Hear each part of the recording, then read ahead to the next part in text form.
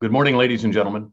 My name is John Allen, and I'm the president of the Brookings Institution, and it is a great pleasure to welcome you all today to Brookings event 9/11, 20 years later, Legacies and Lessons. It's a somber day, and it goes without saying that 9/11 is one of the most significant but tragic days in recent American history. On that day, we lost 3,000 innocent souls to a heinous terrorist attack. And like most of you watching today, I can tell you exactly where I was and my feelings as we watched the Twin Towers under attack, the Pentagon, and the crash of Flight 93 in Shanksville, Pennsylvania. But it was clear to me that America was under attack and that we were ultimately going to war. I was the deputy commandant at the time at the United States Naval Academy. As I looked out across the faces of the young women and men of the 4,000 person midshipman brigade, it was clear to me that in the months and potentially years to come, I would have the opportunity to serve with these young men and women, serve with them in combat, where I would promote some, I would decorate some, and sadly, I would bury some. Fast forward, the children who were infants, were not even born on 9/11, are now entering college. They're entering the workforce, where our policies had once been wrapped in the global war on terror. Those have evolved in recent years to something called great power competition. And emerging technologies in many ways have gripped the emergence of geopolitics. At home today, we're facing the realities of a global lethal pandemic, issues of race, and the effects of climate change, as evidenced recently by the recovery from Hurricane Ida. It would be folly not to see that fateful day has shaped and framed our domestic and foreign policies in extraordinary ways. No one decision delivered us to where we are today. It was many decisions over a period of 20 years and the ensuing wars in Iraq and in Afghanistan. 4 different administrations, Republican and Democratic administrations, all were at work, all had influence over where we find ourselves today. So it's important that the Brookings Institution and others like us take the time in this real moment of opportunity for the United States to reflect on what we have learned, and then consider this an inflection point for what we can apply to the future. So we have a wonderful program for you today, and in particular, 2 keynote speakers at the beginning who will be joining me very shortly. The first is Ambassador Ryan Crocker, who I count to be a very dear friend, who served 37 years in our foreign service. And I have to say that the American Foreign Service, that organization, which in so many ways fulfills the image of America in our foreign policy, is a very powerful organization, and I count Ryan Crocker to be one of our finest living diplomats. He has served as an ambassador in Iraq, where we first served together, in Pakistan, in Syria, in Kuwait. He would be our first ambassador in the aftermath of our response to the Taliban attack and the Al-Qaeda attack on 9/11, and would later be recalled to active service in the Foreign Service by President Obama to be our ambassador in Afghanistan again in 2011, where we would serve once again. And I'll also mention that Ryan was in the American Embassy in Lebanon, in Beirut, in April of 1983, when that building and our mission was devastated by a suicide bomber. Ryan is no stranger to the realities of the world that we have lived in, and he has led us from the front in so many ways. And it is an honor, Ryan, once again, to share the stage with you. We're also joined by another dear friend of Brookings Institution and a personal friend as well, and this is a very distinguished journalist, Susan Glasser, staff writer for The New Yorker. Susan writes a weekly column on life in Washington, D.C. But before moving over to The New Yorker, she was a leader and an editor in Washington publications, including the Politico magazine and Foreign Policy. Susan, it's a great pleasure and an honor for you to join us as well today. We are so honored to have you with us. So after Ryan and Susan and I have the opportunity to finish our keynote conversation, I'll be honored to turn the floor over to Brookings Senior Fellow Dr. Elaine Kamark, who will moderate the first of 2 panels. Just a brief reminder, ladies and gentlemen, We're streaming live and we're very much on the record. And throughout the events, audience should feel free to submit questions via email at events@brookings.edu or via Twitter at September 11 Lessons. So with that, Susan, let me turn the floor over to you, and thank you again for joining us, please. Well, I want to thank you, sir. It's a great honor to be with you and Ambassador Crocker today, and Brookings, and everyone who's tuning in to think about and to take stock of 20 years, which seems both like an enormous amount of time and a very, very short amount of time at the same time. Or perhaps it's merely just aging me and all of us. So that might be one way to look at it, reflecting on the question in a way of whether it is appropriate now to be drawing sweeping historical lessons from 9/11, or perhaps, channeling the Chinese to Henry Kissinger, it's too soon to tell. And I think that is a good starting point for our conversation this morning. Both you and Ambassador Crocker, as you said, served together and really had a unique personal bond, I think, that when you worked together in Iraq, that stands for, in a way, the two legs of the American response overseas to the events of 9/11, the diplomatic and the military. And so I'd like to start with both of you. Ambassador Crocker, maybe you can get us going this morning, both with a sense of what your thoughts and expectations were as you saw those towers fell on 9/11 itself, both personal and immediately foreign policy. There were some things that we all got right away, and some things that we all got very, very wrong. I'm just hoping you can start us by locating us in time. Thanks, Susan, and thank you, John, for inviting me to participate in a really significant program.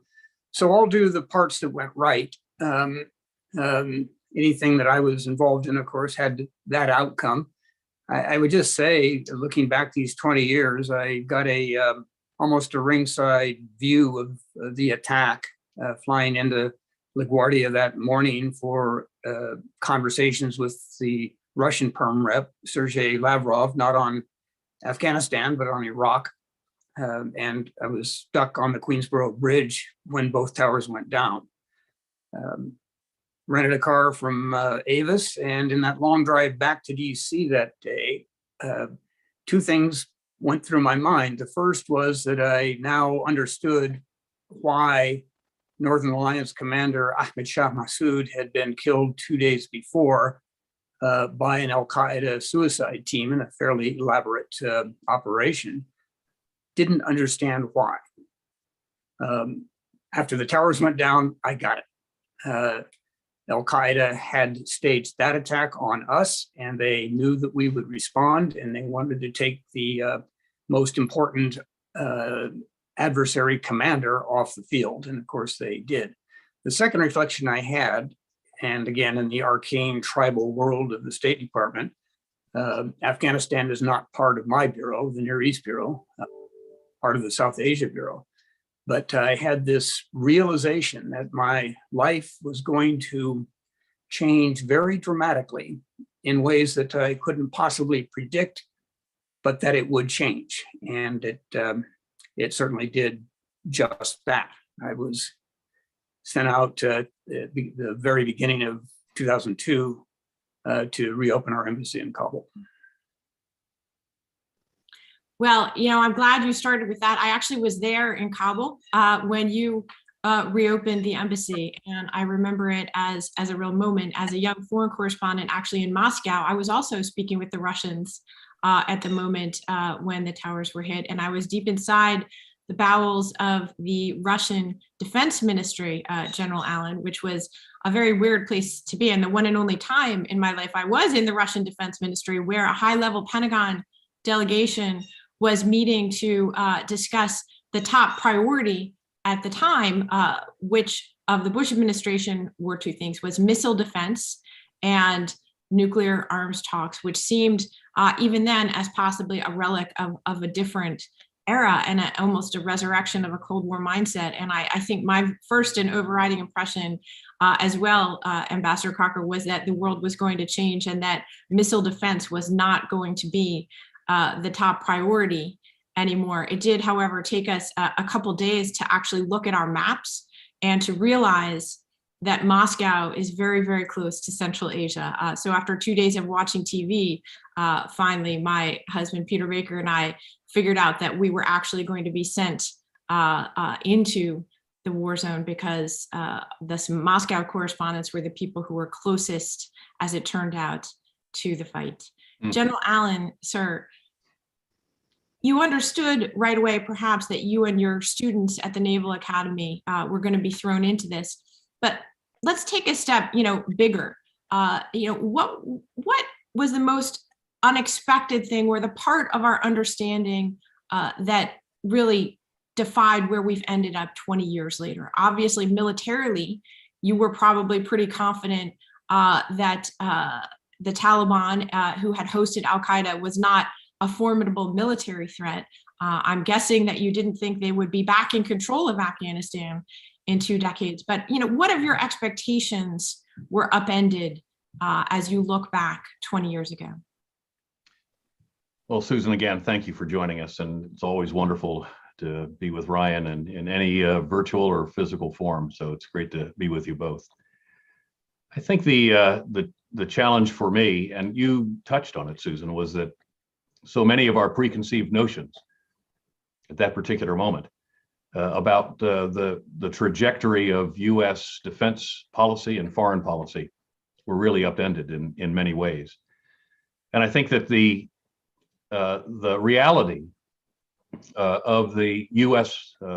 operations in Afghanistan and then later in Iraq just showed us how much we had to learn about counterinsurgency operations, counterterrorism, how to conduct broad-based theater operations, and to do so in a part of the world we just had not anticipated having to conduct these kinds of operations.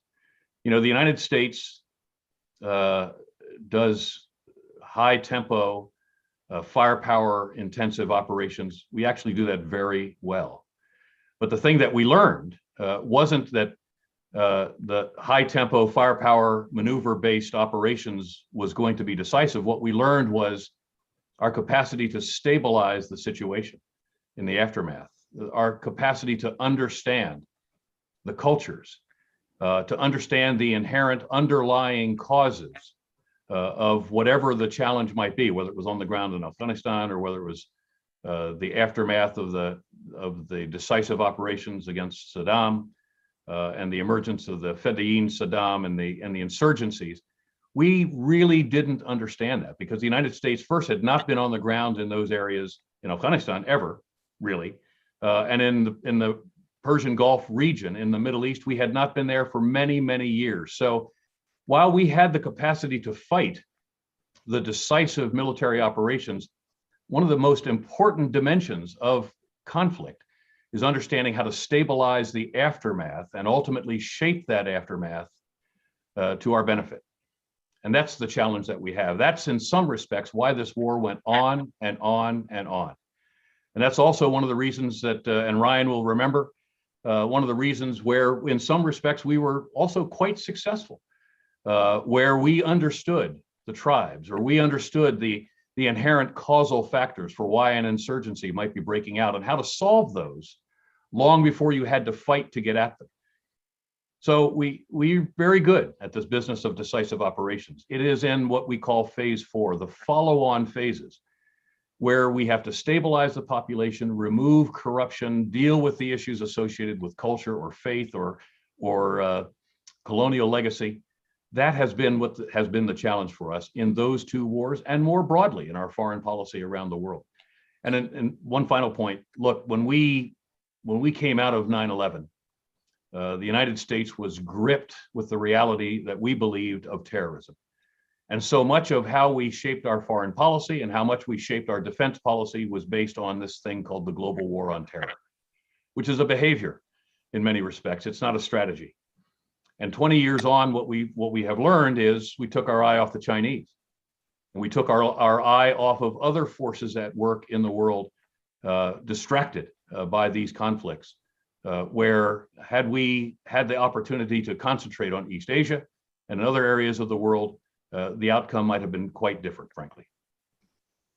Ambassador Crocker, we're going to be living with the after action reports and the lessons learned from Afghanistan and Iraq for many years and generations to come, I'm sure.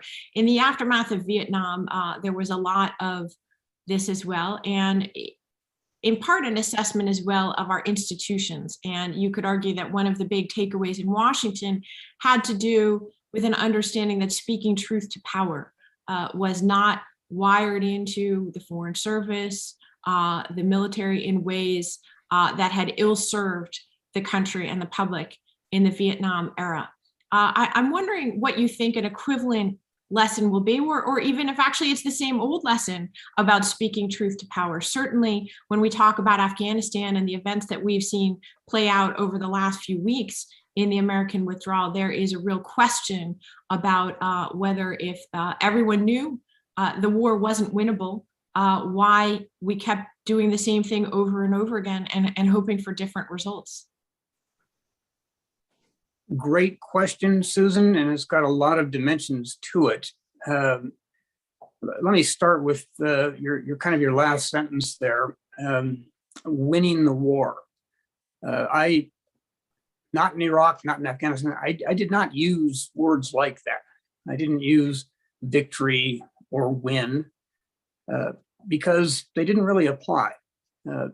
Pretty clear, I think, in both countries, and I, of course, was ambassador to both, that these were challenges and problems that were going to have to be managed for the sake of our national security. But the notion of a win, it just wasn't there. It was never an option. What I did find, again, in both Iraq and Afghanistan, that was that the power residing in Washington was quite ready to hear what I would deliver as my best assessment of the situation on the ground, even when it was pretty negative. I remember my first VTC with Dave Petraeus and I on the Baghdad end, and President Bush presiding over a National Security Council meeting, and I delivered my assessment of Iraq's national unity government, that it was in no way national, it was completely disunified, and it met no known definition of government that I was aware of. The president took all that aboard. The next time we met virtually, he had a nickname for me, Sunshine. What do you got for me today, Sunshine? Now, again, timing is everything. This is the last 2 years of the administration. The surge was his last best hope. And that, I think, provided not just a latitude for a frank appraisal, but a necessity for it. And then with the great John Allen in Afghanistan, really, it was the same thing. Now, again, that was a time of another surge. We were up to about 100,000, or we had about 100,000 troops when I left in 2012. And again, it was reflective of the now President Obama's desire to get this situation to a manageable point and then draw down, which of course over the years ahead we did. So I think there was a lot of grasping for trying out different alternatives in Afghanistan. Again, I was present at the creation, if you will, when I opened the embassy, and then came back almost a decade later as ambassador. There was no confusion in my mind why we were in Afghanistan. We were there because of 9/11. And to drive that point home, 6 months after 9/11, we commemorated the placement of a piece of the World Trade Center at the embassy flagpole. Clear that this was going to be a long haul, even to me, even then, and that we would have to be ready for that long haul. And that is where the problem kicks in. As John just said so well, boy, we can do the operational part. We can do it quickly. We can do it effectively. We can take any opponent off the table for the moment. What we're less good at, again, John sketched that out, is what kind of environment are we then operating in? Right. What are our adversaries thinking? and what should we do about it? And here again, it's, I think, the crucial point. It didn't start in Iraq. It didn't start in Afghanistan. It's been out there for a while. You know, we are the greatest people on earth. I do believe that. We have our shortcomings, and one of them is patience. We're just not used to things that take a long time or problems that have to be managed and not solved. And I think that's what we ran into, both in Iraq and now, as we see with Afghanistan. The degree to which the Taliban is now emboldened and the narrative they now have that they defeated the infidel clad only in the armor of Islam, well, that's going to resonate for a long time, and it's going to do us a lot of damage.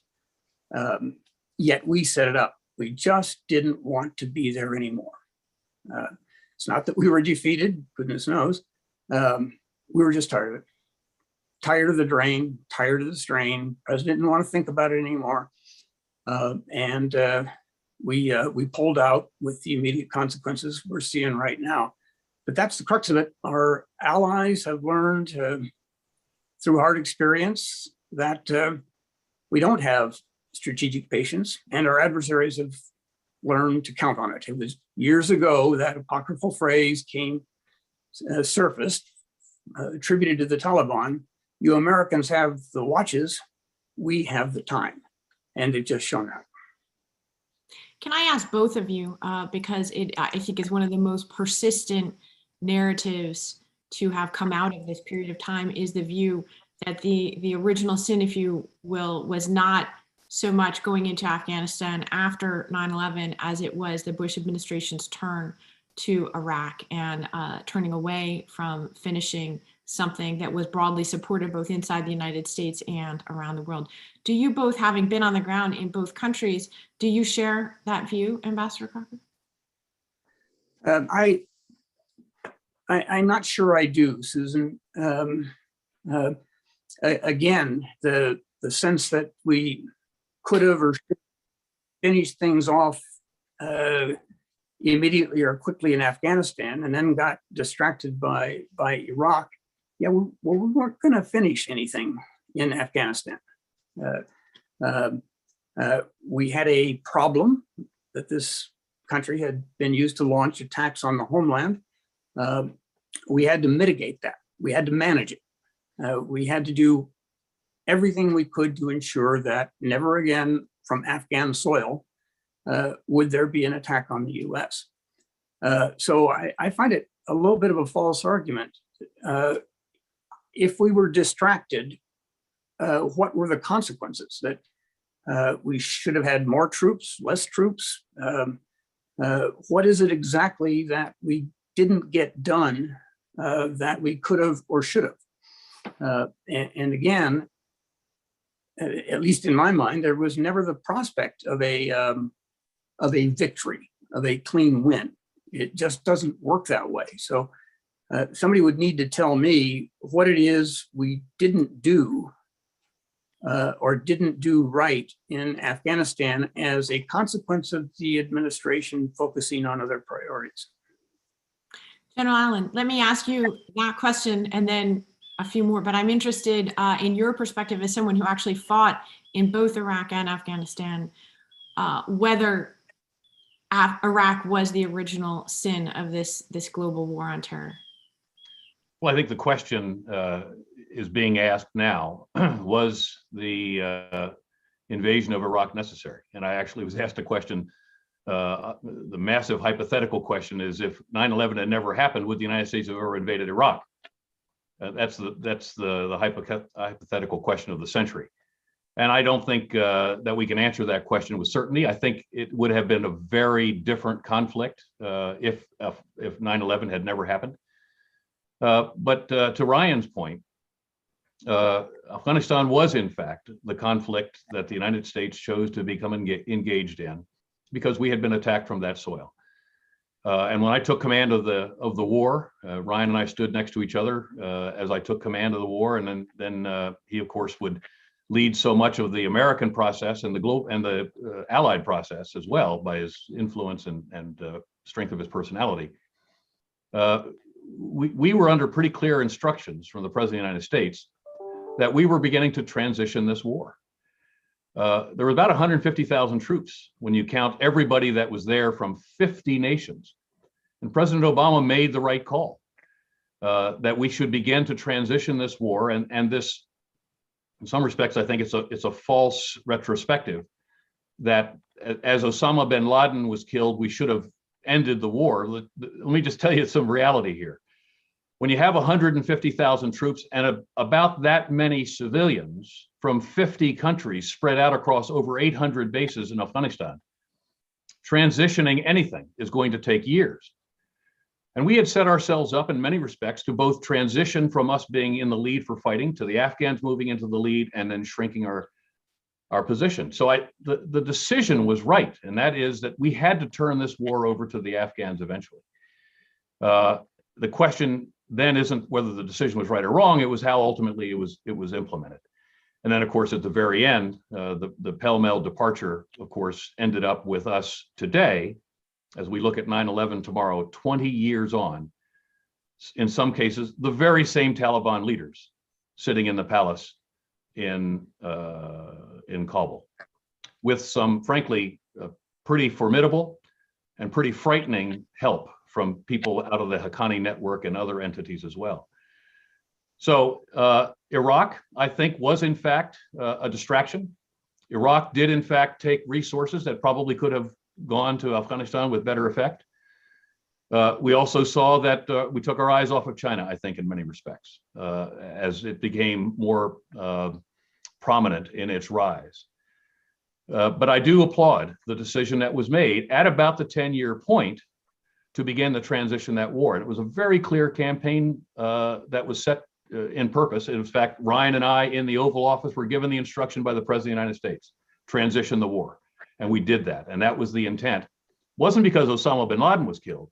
It was because the sense was it was time. We had accomplished our objectives with respect to sustaining a government in the palace and had diminished al-Qaeda, that we could begin to transition that for the long term over into the hands of the Afghans. That was the right decision. Whether it was implemented properly or not, I'm not going to second guess subsequent commanders and ambassadors, but the final decision to pull the plug and then decide and then proclaim that our mission was complete, we needed to come out. Well, look who's in the palace today. And I'm very concerned about this platform of terror becoming reinvigorated as a direct result of the Taliban being in the palace. So I want to talk about that before we finish up. But first, I want to ask you, General Allen, what level of soul searching you believe is required on the part of the military in its role in this? We've had 3 straight American presidents, very different people, obviously, Barack Obama, Donald Trump, and Joe Biden, but all of them have expressed varying degrees of frustration with the generals and the advice that they had received, a sense that there was a military force pushing on them to continue with the fight and not to offer different outcomes. Do you think that's a just critique? What is your own view about the level of responsibility that the military itself has for this becoming America's longest war? Well, again, I think I want to be very careful about second guessing commanders who were operating with the best information that they had at a particular moment in a political environment that was not of their making, and offering what's known as best military advice to the leadership. But I think in general, the long recommendations that were made to multiple administrations was that some American presence, some allied presence, in fact, at a low level for a long period of time could provide, if you will, the security sustainability to give the Afghans the time to build their capacity so that they could ultimately own the security. The idea of going to zero in a precipitous way ends up looking very much like what just happened in the end of August. And as I understood the commanders, and of course, no one consulted with me on this, but as I understood the commanders' views on this matter, their recommendations was that a low-level American advisory presence, and this is sort of an obligation that we had made to the Afghans for many years, the moral presence of American and allied troops is an enormous source of support in the minds of the Afghans, that some modicum presence over a period of time was the right way to do this, trailing off at some point in the future to a small force or zero force. Ryan uses, when he says we don't use the word victory or win, that's exactly correct. And I can remember one of the first press conferences we had in Kabul, I got the question, when are you going to win this? When are you going to have victory? And the answer is, there is no such thing as a win or a victory in this kind of world. What you want to try to do, if foreign forces have intervened, is to set up the indigenous population through cultivation of civil society, et cetera. Ryan was magnificent in that, especially with women in Afghanistan. And in the security sense, to create the capacity of that country ultimately to be, if you will, the prevailing mechanism in the struggle. So I use the word prevail. And the intent was over time to give the Afghans the capacity to prevail. And that would mean security, that would mean an inclusive economy, and it would mean a government that Afghans would support. But coming out too fast, undercut, in the end, it undercut the confidence that Afghan forces had in themselves, certainly their confidence that the Americans would stay for the long haul. And I would just remind people, how long have we had forces in Kosovo? How long have we had forces on the Sinai Peninsula? I mean, generations. How long have 25,000 troops been on the South Korean Peninsula? 70 years. And we could have made the case at some point that we were going to come off that peninsula, or we were going to come out of Japan, or we were going to come out of Europe. But the long-term sustained American presence, which was a moral presence, as well as a security presence, gave those countries the capacity to both stabilize themselves, to create a functioning economy, and ultimately a government that was recognizable as inclusive. We might call it democratic or not, but a government that was inclusive and ultimately fulfilled the voice of the people. And that requires a long-term commitment. It doesn't require thousands and thousands and thousands of troops, but it requires the moral long-term commitment. And when the sense was recently that we were out, and that sense began in February of 2020 with the separate piece cut by the previous administration with the Taliban, that it began to unravel the confidence that we were staying for the long haul. And I think that's the problem. So, Ambassador Crocker, looking at the world as it is, not necessarily as we would want it to be, General Allen suggested one potential impact of the Taliban's takeover, which is the potential for Afghanistan to be a renewed platform for terror. What are some other geopolitical impacts that you see of President Biden's decision and the way it was carried out in the last few weeks? We go back to that hackneyed phrase, what happens in Afghanistan doesn't stay in Afghanistan. Originally in the context of 9/11, but very much, I think, applicable today. Because what we're already seeing, I think, with the Taliban narrative of the faithful defeating the infidel with their only real weapon, the strength of their faith, well, that's going to resonate far outside of Afghanistan. And I think we're going to see Pakistan in particular facing an even graver security problem than they already have with Islamic militancy.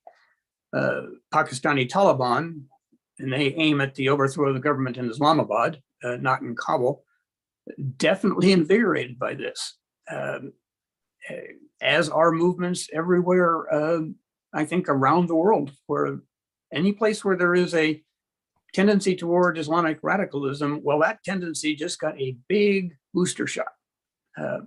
So we, our allies, and even our adversaries, I think will be contending with the aftermath of this very flawed decision for years to come. And it's not going to be to our advantage. The lack of forethought that I think went into this, what the long-term consequences would be, is something we're going to pay for, and our children are going to pay for, and their children's are going to pay for. We have empowered exactly the types of forces we were so focused on and committed to neutralizing. It's gone the other way again, inflicted on us, if you will, by us.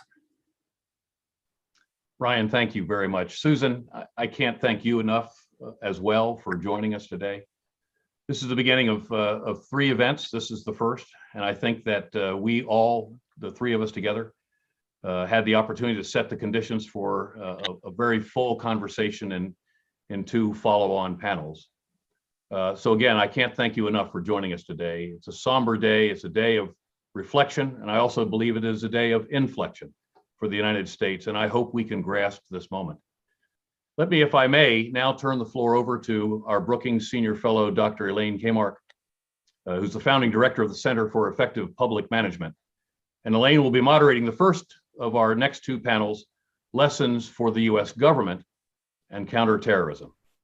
Elaine, the floor is yours. Thank you. Thank you, John. Thank you, everyone, and welcome to our first panel. Today, let's see, am I on here? Start my video. All right, let's start this again. Hello, everyone. Here we are. Thank you, John, and thank you to everyone who was on that first very interesting panel. Today, we've assembled a great group of experts to look at the legacy of 9/11 and the implications for the U.S. government and counterterrorism. Before I introduce the panel, let me remind our listeners that questions can be sent to events@brookings.edu and via Twitter at #September11th lessons. Let me start by going back to something that General Allen said in his introduction. So many of our preconceived notions about defense and foreign policy were upended by 9/11. Well, I think in this panel, we can expand that statement even further and say so many of our preconceived notions about our homeland and about the security of our homeland were upended by 9/11. It was a dramatic awakening because all of a sudden foreign policy was on our shores. It wasn't something that was far away that could be taken care of by someone else. All of a sudden, foreign policy was part of what the cop on the beat did, as well as the CIA analysts and the soldiers serving abroad. So let me start this conversation. Let me briefly introduce everyone. The fuller bios are on the event page, but just to highlight, we've got Ben Wittes, my pal here at Brookings and colleague. He is the Senior Fellow in Governance Studies at Brookings. And most importantly, he is the co-founder and editor-in-chief of Lawfare, which many of you know as one of the most important go-to places in the country for serious discussions of hard national security choices. His most recent book with Susan Hennessy is Unmaking the Presidency, Donald Trump's War on the World's Most Prolific Office. And before then, Ben was at the Washington Post, specializing in legal issues. Juliet, my former colleague at the Kennedy School, hello, Juliet, is a leading expert on Homeland Security. She served as Assistant Secretary for the Department of Homeland Security under President Obama and as the first Undersecretary for Homeland Security for the state of Massachusetts.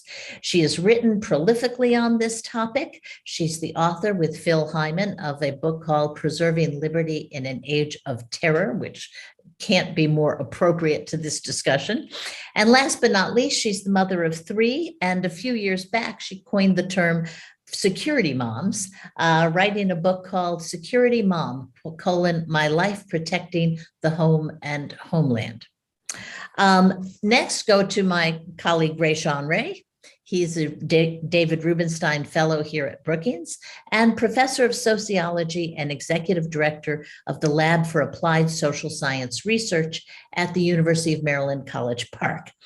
He's one of the editors of Context Magazine, Sociology for the Public. He writes regularly about those things that maintain social and racial inequality. And one of his most recent books is How Families Matter: Simply Complicated Intersections of Race, Gender, and Work with Pamela Jackson. And last but not least, Dan Byman, professor at the Georgetown School of Foreign Service and a senior fellow here at Brookings at the Center for Middle East Policy. Dan is an expert on counterterrorism, as is evident in his two most recent books. One is Road Warriors, Foreign Fighters in the Army of Jihad, and Al-Qaeda, the Islamic State and the Global Jihadist Movement. Dan has also worked on the joint 9/11 inquiry and on the U.S. House and Senate Intelligence Committees. So as you see, as is typical of Brookings scholars, we are all scholars, but we are all also experienced in government and in the workings of government. I worked in the Clinton White House for 4 years doing reinventing government, and also have written on this topic from time to time as it impacts the operations of the presidency. So I'm going to start by giving a question to each person on the panel, and then we're going to have one final question and go to audience participation. Ben, let's start with you. In one day, the 9/11 attacks collapsed the neat lines that had always differentiated domestic policing and law and order from the international world of national security and intelligence. Over the past 20 years, what have been the big legal challenges we faced, and how have we done? It's a huge question. And you've got 4 minutes to do it. Yeah, and I'm gonna, I think, not take all those 4 minutes. I will just say there have been, at a basic level, this caused massive changes to the legal system, some of them very overt, like the creation of entirely new cabinet departments and the Office of the Director of National Intelligence, right? And some of them much subtler, like new rules for surveillance activities that most people actually don't understand and operate very subtly. At the most fundamental level, the big shift was the movement of counterterrorism, which had always had an element of military authority involved in it and an element of covert action, decisively from the domestic law enforcement basket of authorities into the foreign affairs basket of authorities, and specifically the military and covert action basket of authorities. This had huge implications for our ability to detain large numbers of foreign fighters, some mostly reasonably, but in many cases inaccurately. It also had huge implications for our ability to use lethal force overseas to kill rather than to arrest and prosecute suspected terrorists. How have we done?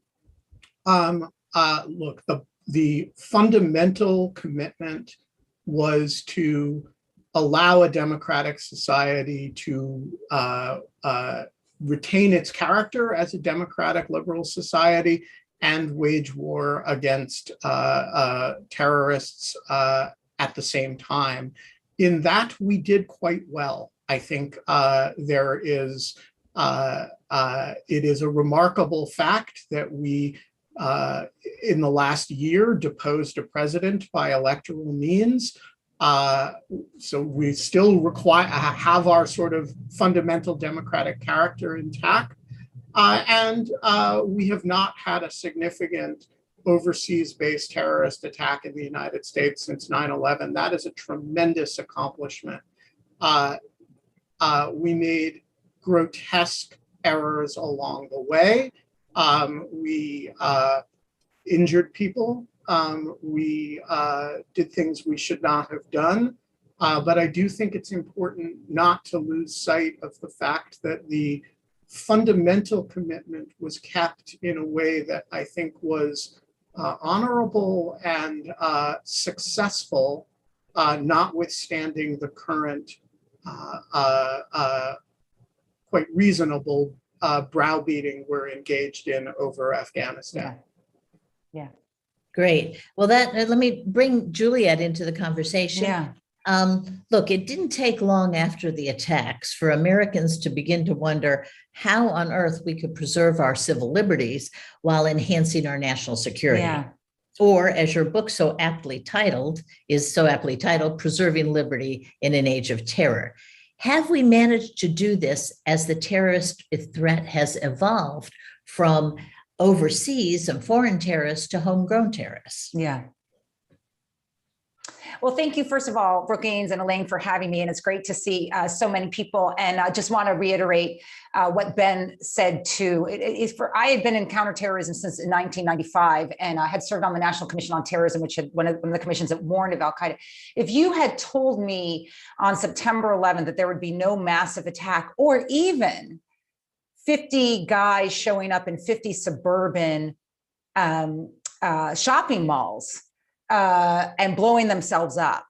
If you said that wasn't going to happen, I would have said, yeah, dream on. And clearly there's going to be a second, third, fourth wave. And so we can't forget that, even though of all the damage that has been done. So, the way that Phil and I had been thinking about, and I think it a lot about now in terms of the white supremacy threat and other threats, which I'll end with at the end of this, is the public discourse, it tends to be either or, right? Extraordinary powers or not. And so one of the ways we wanted, I'm a lawyer by training, for people to think about it is, if you're going to grant those extraordinary authorities, extraordinary in the sense of, whatever it is, right? Whether it's interrogation or the famous ticking time bomb. This is what Cheney did to sell the Iraq war.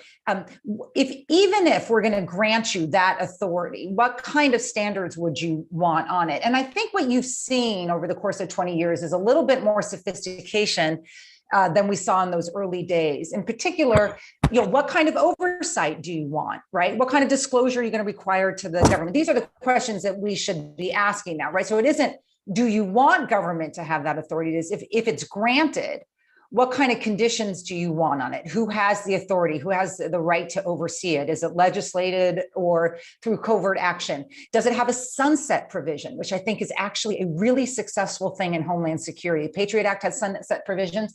One of the reasons why I say that is because in the politics of Homeland Security, it is really hard domestically to say the threat has ended, right? I mean, it's just, the threat is there, right? It's just, have you minimized it or not? So if you have a ratcheting down function already built into the law or the regulation, it actually relieves that political stress. The Patriot Act had some sunset provisions. So does, interestingly enough, the famous color code system. It doesn't exist anymore.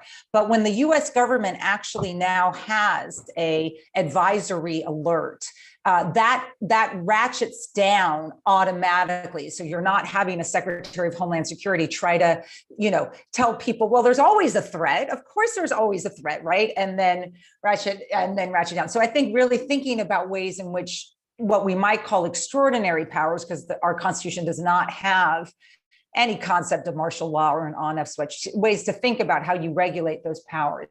As for the white supremacy issue, I am not a fan of a domestic terrorism law, just because I don't think Biden's going to be president forever, given my politics. And I think Democrats pushing for that should be thinking about not just the consequences, but what are they not able to do under existing law? The Boston Marathon bombers were prosecuted under good old-fashioned law. In fact, in some ways, criminal law, in some ways, having to find an intent factor can be pretty inhibiting, right? All you have to show for January 6th is, right, they did something bad and we're putting them away for some period of time. As a counterterrorism effort, it's the prosecution and then the eventual jail time that serves as a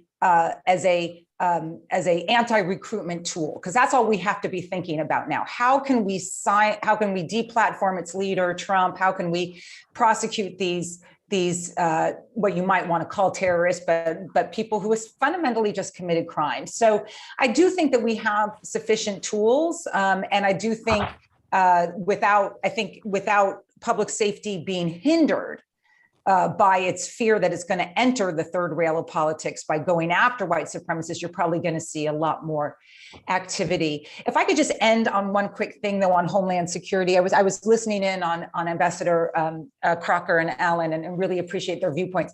From the perspective of Homeland Security and counterterrorism, I don't think you can say that Iraq did not have an impact on what is happening. I mean, because we heard one viewpoint, so I just want to be clear here that from the perspective of what happened, both the radicalization that occurred because of the war, the changing of the resources, and the disunity that the Iraq war bred in American society fundamentally changed the post 9/11 apparatus. And so it just was important to me. Iraq seems to be forgotten in our 20 years later. So for those of us who've been around a long time, it was a significant shift. It was the war on terror to me ended December 2001 when President Bush asked for the first military planning for an invasion of Iraq. Then you just saw the shift.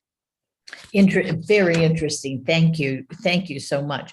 Rayshawn, 9/11 changed so many things, including, and this is often overlooked in our discussions, domestic law enforcement, basic policing in the US, and leading to the militarization of the US police force. Talk to us about this legacy in domestic law enforcement, and did it go too far? On the last point, yes, I think it did go too far. I mean, look, we know that trillions of dollars have been spent in Afghanistan and the Middle East over the past 20 years. And one big thing that people always wonder is, with all of the equipment and all of the supplies and the accessories that are purchased, what happens to them? Well, in some cases, they're destroyed. In some cases, they're left behind. But one big thing that's done with them is they are brought back home. And through a couple of federal programs, including the 1033 program, as well as the 1122 program, those programs allow for law enforcement to either acquire those military weapons and equipment, either by simply paying shipping, or they get a huge discount, which would essentially be the military discount for one of the other programs. And to tell people the magnitude of this, there are a little over 18,000, or roughly about 18,000 law enforcement agencies in the United States. About 65% of them have participated in these programs. The 1033 program, as well as the 1122 program. I mean, purchasing things such as, tactical armored vehicles, ammunition, weapons, and then other sorts of supplies. Part of the ramifications of that, obviously, and we saw this simply when we think about what's happened as it relates to January 6th and even the 2020 protests that were happening, not just in DC, but around the country. We can even go back to Ferguson, where people really started seeing tanks, where people started seeing police officers looking as if they are literally in the Middle East. And it's not simply about what they look like or the weapons and that they bring to bear, but also the change to the organizational culture of policing. And I think there are a few important points for people to know. First, we hear a lot in law enforcement about the warrior culture, the warrior versus the guardian culture. A lot of that didn't simply come because people in the military were going into law enforcement. It came about because the equipment suggested that there needed to be different tactics and different training applied to law enforcement for them to be able to use them. And oftentimes what we would see is those types of equipment and weapons coming out at times when people didn't necessarily think that they should be. This is one of the reasons why a lot of universities, University of Maryland is one of them among a growing list, that is divested from these particular programs, the 1033 and the 1122 program. The other big thing that we have to think about, and here goes the bottom line, is whether or not the acquisition of this military equipment leads to people being safer. And unfortunately, it doesn't. Part of what happens is that police departments who are more likely to have military equipment are more likely to kill civilians. Research also documents that departments with military equipment are less likely to prevent crime, and local residents are less likely to feel safe. So we see that these militarized police departments seem to ultimately harm the reputation of law enforcement. Then we know that obviously there are disproportionate effects by race, where Black people, say compared to whites, are more likely to have force used on them, more likely to be killed. There's been a huge uptick in SWAT deployment, which again, when you see the way that SWAT is deployed at times, it literally looks as if we are at war with our local communities. And there's one key stat there that comes to bear in, say, Breonna Taylor, which is the fact that Black women are more likely to be killed in their homes by law enforcement. Like, these are some of the stats that have dire consequences. And then, as Juliet was saying, we haven't even got to talking about the way that this militarism plays a role in white nationalism in the United States, and the uptick in the way that white supremacy is once again infiltrating law enforcement. Have huge ramifications for what's happening. And the bottom line is this: the way that a lot of police officers are being trained today is to not view themselves as guardians of their community and as public safety advocates, but as warriors. And in turn, they view the people in their local communities who they are sworn to protect as enemies. And that is the reason why the organizational culture as it relates to law enforcement has changed quite a bit. I mean, even in terms of perceptions of safety, as well as who looks foreign. We know one thing as it relates to racial attitudes, that before 9/11, people from the Middle East and even their own identification on the census, they were more likely to actually identify as white. Like, they were like, how should we identify? We're clearly not Black. We're not Latino. That was how they identified. After 9/11, we saw a big change in who looked foreign. The level of police surveillance, the level of stop and frisk practices have had a dire impact on law and order in the United States, public safety, and the way people view policing. Great. Thank you. Thank you so much, Rayshawn. Interesting insights as always. Finally, Dan, are we safer today than we were? What have we learned over the past 20 years about these foreign fighters and the movements that nurture them? Have we responded well? In what sense has U.S. counterterrorism policy failed or succeeded? So I would say we are safer, but at a pretty heavy cost. So let's just think of a basic question, and this goes back to an important point that Juliet made, which is, if you recall the discussions we had at Brookings, but also really around the country after 9/11, and the tremendous fear and the expectation that there would be follow-on attack after follow-on attack, and that 9/11 was the beginning, not the high point. If you go back and then you said to people then that 107 Americans would die in the US homeland from jihadist terrorism in the 20 years after 9/11, obviously it's 107 too many. Those are innocent people, but that's far fewer than anyone expected. And while our panel is going on this morning, more Americans are going to die unnecessarily from COVID-19 than have died in these 20 years from jihadist terrorism, right? So I think we need to have some perspective on the tremendous success in terms of defending the homeland. And that has come from several factors.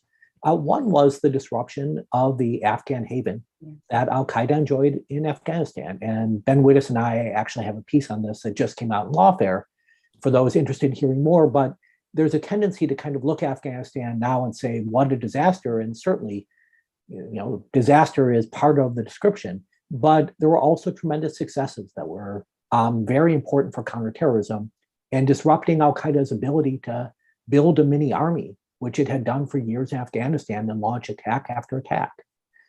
In addition, there is a global police and intelligence effort against a range of jihadist groups that has severely diminished the terrorism threat.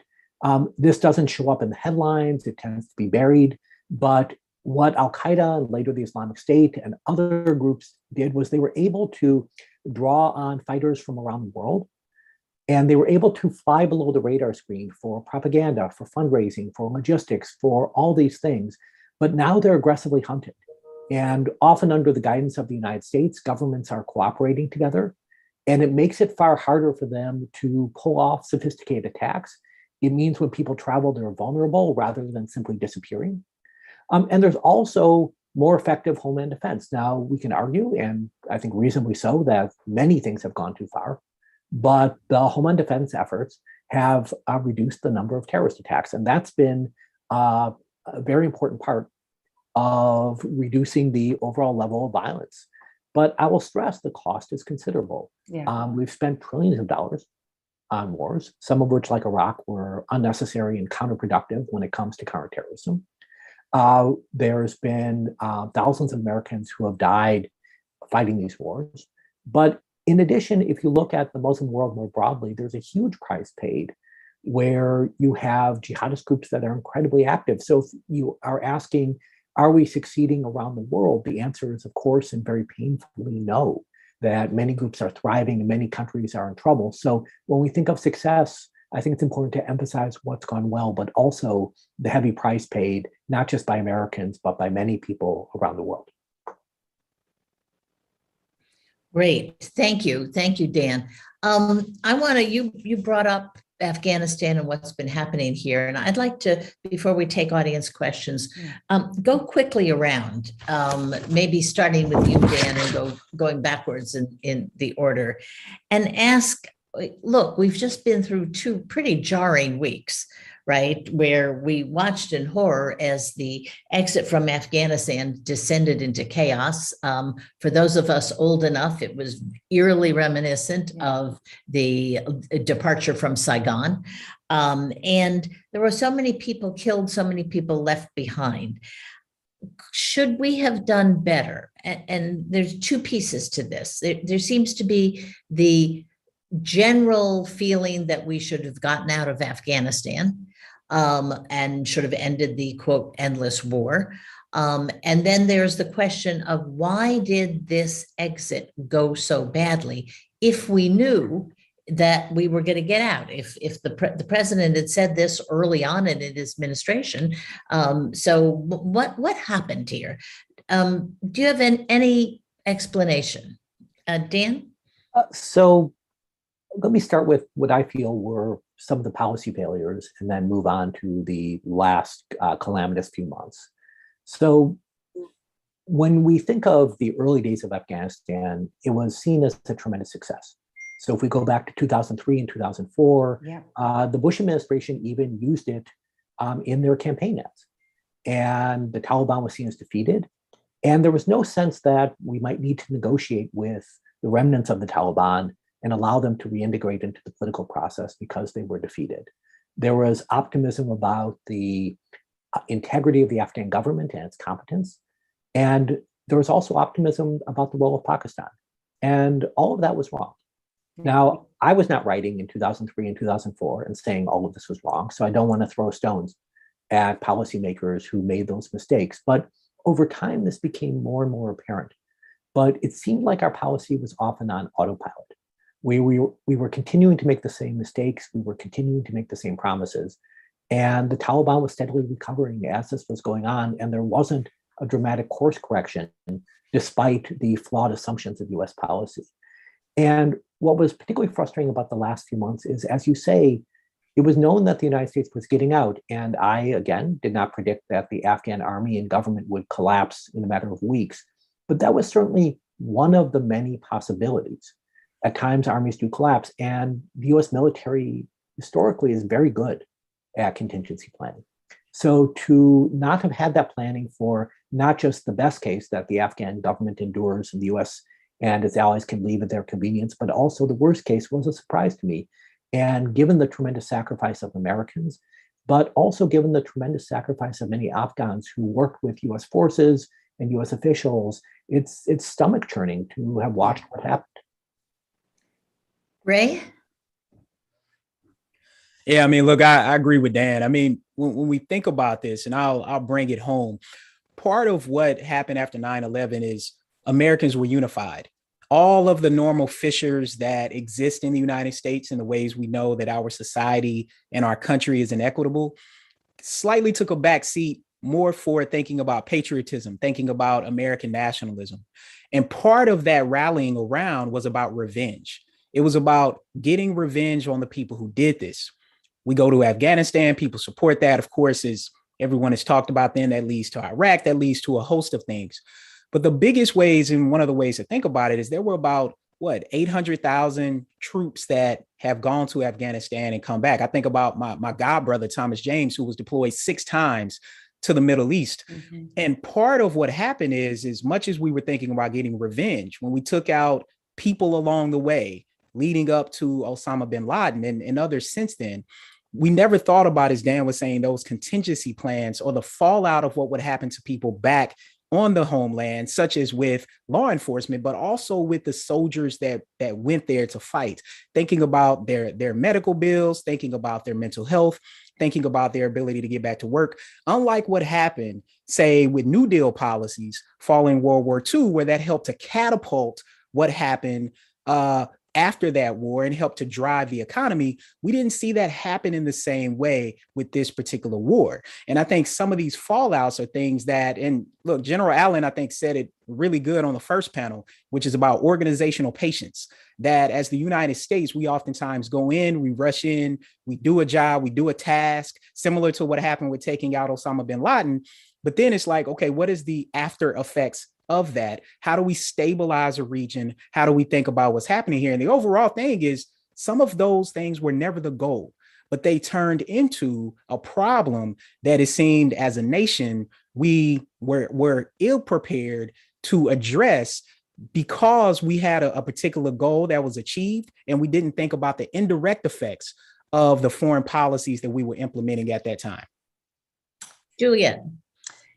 So, I mean, Afghanistan is, as I was saying in the previous answer, seems to be overwhelming a discussion about Iraq right now. And I just think if for people like me, who's solely, you know, I'm not an expert on Afghanistan, but on counterterrorism and homeland security, you cannot take that narrative out. So when I think about Afghanistan, I think about, you know, a turn in 2001 when the discussion began, but certainly by 2003, from a just mission in Afghanistan, which was not a counterinsurgency mission nor a nation building mission. It was a counterterrorism mission. That was the just mission. That was revenge. As Dr. Ray was saying, call it whatever you will. It was a legitimate use of force given what we had suffered. What remained in Afghanistan, to be honest, then became something different, right? It is, were we now going to focus our efforts on counterinsurgency and the famous coin lingo? And what did that mean? And was it really 100,000 troops? And I mean, you know, the mission changed from its initial just mission. And so it's just hard. So the ending, how I judge the ending is really hard for someone like me, because I don't know why we were there after 2003, honestly. I mean, it's really, I don't know why. I mean, I get it. We wanted a better, just nation. We didn't get it 15 years later, 16 years later. Maybe the effort was worth it because the Afghanistan today is different than the Afghanistan of September 10th, 2000. We don't know. The signs from the Taliban are not fantastic right now, but there is a generation of Afghans who have grown up better than they would have absent a more rigorous effort on our part. So I struggle with the last couple of weeks, because as someone who didn't quite get what the heck was going on there once Iraq started, it is, the ending seemed right, and if not delayed, and one can debate how best it could have been done. From the counterterrorism perspective, let me just talk about the future quickly. I think a lot of people are trying to scare a lot of people into, we're back to September 10th and the Taliban flag is going to rise above the U.S. embassy and we're going to be, we're back to where we started. That is absolutely not true. As Ben and Dan were both saying, the fundamental success of the counterterrorism mission was achieved relatively early. You got rid of al-Qaeda and you built homeland security defenses within a 2 or 3 year period. Those remain. And I think they're likely to remain. Is there still a threat? Is the threat bigger? Yes, now than it was 2 or 3 weeks ago. There's a, and I should add, and that threat will also apply to white supremacy groups in Europe and others who are going to use Afghan refugees, as we're seeing here, as a radicalizing force. But is it the same? No. And the question now for the Biden administration, and one I think they should get more specific about, is whether the increase in the threat, which is clear because the Taliban, we don't know their motivations with al-Qaeda. We don't know, we know that they're going to be stuck with ISIS, and that's a fight we don't want to be in the middle of, but we certainly we certainly know their focus will be on that. And the changes in our capabilities without having military in Afghanistan, what the Biden administration, or what we call, over the horizon capabilities, which is a euphemism for drones, essentially. And covert action, what can the gap be filled? Right, the increase and the decrease, because I think yes, it will be harder, but I think one should be wary of those who would use what happened in Afghanistan as a sort of back to the future. It is, the world has changed significantly in 20 years, from our homeland defenses to the motivations of the Taliban, to our military and intelligence capabilities, and honestly, my expert analysis, to be determined, right? I mean, we can't know these things. Ben. Yeah, so I want to foot stomp a point that I think all three of my co-panelists have alluded to. I just want to bring it into focus. There were two overlapping missions in Afghanistan, and one of them was a matter of near absolute political consensus in the United States, which was the military counterterrorism on offense in the aftermath of 9/11. I disagree a little bit with Juliet that this was done by 2003. I think there was a very important part of this mission that took place early in the Obama administration from Afghanistan as a base, which involved about 3,000 drone strikes, most of them in Pakistan, which, as Dan has documented, really, really decimated al-Qaeda's middle management. And so I think you can say by 2011, 2012, this mission had kind of run its course. The second mission, which was not a matter of political consensus, but which, to be fair to the Bush administration, they were extremely candid about. And Donald Rumsfeld, the much maligned Donald Rumsfeld, wrote an op-ed in the Washington Post or the New York Times, I believe, shortly after 9/11, that basically said, don't talk to me about exit strategies. We're here for long-term engagement. And he was talking about this nation-building stabilization of Afghanistan, depriving the world of ungoverned spaces in which organizations like al-Qaeda could breed in the future. That mission was always controversial. It was controversial in Iraq. It was controversial in Afghanistan. I think we have seen the final failure of it, frankly, with the departure. I, with Dan, do not want to pretend that I never had any sympathy with it, because I did. I thought it was a viable hypothesis for a way to, in the vernacular that has changed meaning over the years, drain the swamp. And we were wrong about that.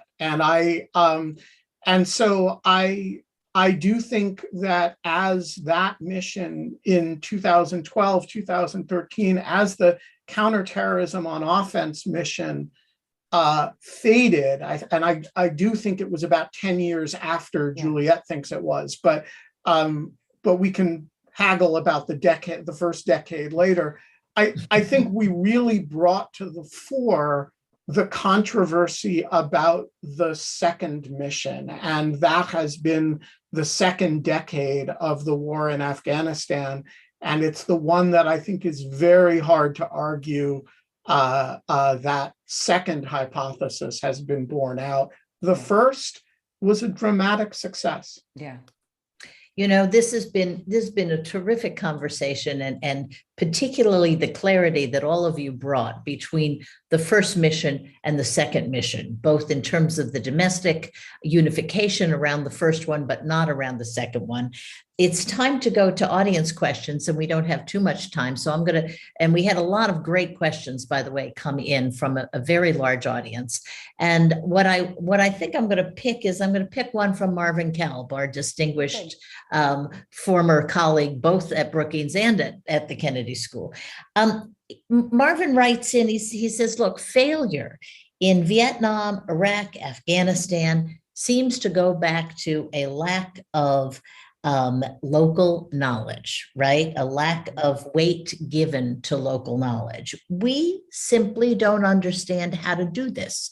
Or in the previous conversation that General Allen and Ambassador Crocker had, they talked about how we didn't know how to stabilize the situation. We knew how to go in there and get the bad guys, but we didn't know how to stabilize.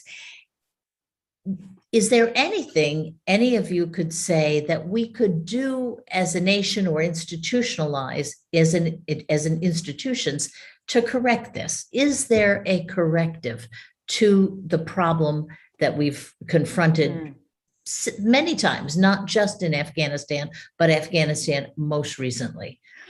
Dan, why don't we start with you? One of the dangers of being a professor is you tend to think a lot of things are solved by education. So one thing I would certainly emphasize. We can all share that, by the way. Yeah, exactly. I have a choir on Zoom here, but I would emphasize that teaching people languages and foreign culture is vital for broader national security. And if you look at Afghanistan, that's a great example where the number of Americans who are in the US government who speak Pashto or Dari or other relevant languages is still strikingly small. The number of highly proficient Arabic speakers is still strikingly small, even 20 years after 9/11. And America's perhaps unique historically, where a well-educated person may only speak one language. And that's just not something that was true in other cultures at other times. So that's one thing I would emphasize society-wide, which I think would benefit government efforts. And then the other thing I would say is there also needs to be a realistic sense of limits. And with that, recognition that at times you need to reconcile with adversaries. Yeah. And that's always painful and difficult when the adversary, as in the case with the Taliban, is bad, right? And this is a really bad movement and organization. But to deny that they exist, to deny their strength, to deny that they have genuine roots in Afghan society proved very costly for the United States. Juliette? Yeah, I mean, I think I completely agree with Dan on this, and I think the analogy of Vietnam and Afghanistan has gotten me. The exit looks similar, but the analogy really is Vietnam and Iraq as sort of a mission to alter based on our image. As compared to Afghanistan. And so I actually think, and I really appreciate what Ben said, and maybe I'll give the war another decade because he's absolutely right. But that, by 2013, it was hard to say we knew what the mission was in Afghanistan and the different ways of it. So I actually think that what the military can learn, a couple of things. I mean, one is the military can learn about if you can't define the mission at the beginning and what exit means, because I don't believe Rumsfeld, if you don't know the exit, why the hell are you?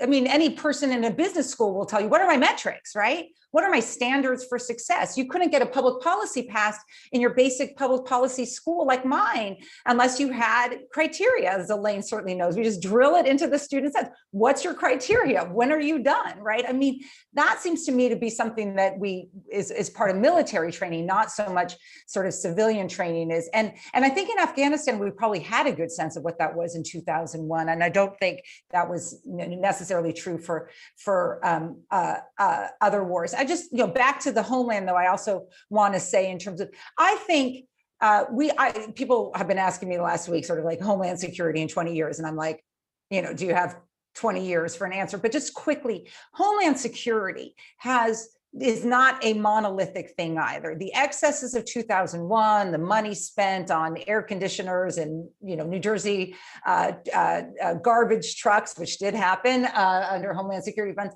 all of that got corrected. So these things can look really bad. I think what Dr. Ray said about the militarization is true, and we have to begin to unleash that. I think these kinds of material, these kinds of weaponry have to go to dedicated teams in major urban cities only, right? Only, and that they get deployed. But the final thing is, I want just people to end with sort of what 9/11 did do, which is maybe right, is it did expose our vulnerabilities also to other threats. Homeland Security had a course correction in 2005, and that was with Hurricane Katrina, when lots of people focused on stopping 19 guys from getting on 4 airplanes, realized we could not save an American city from drowning.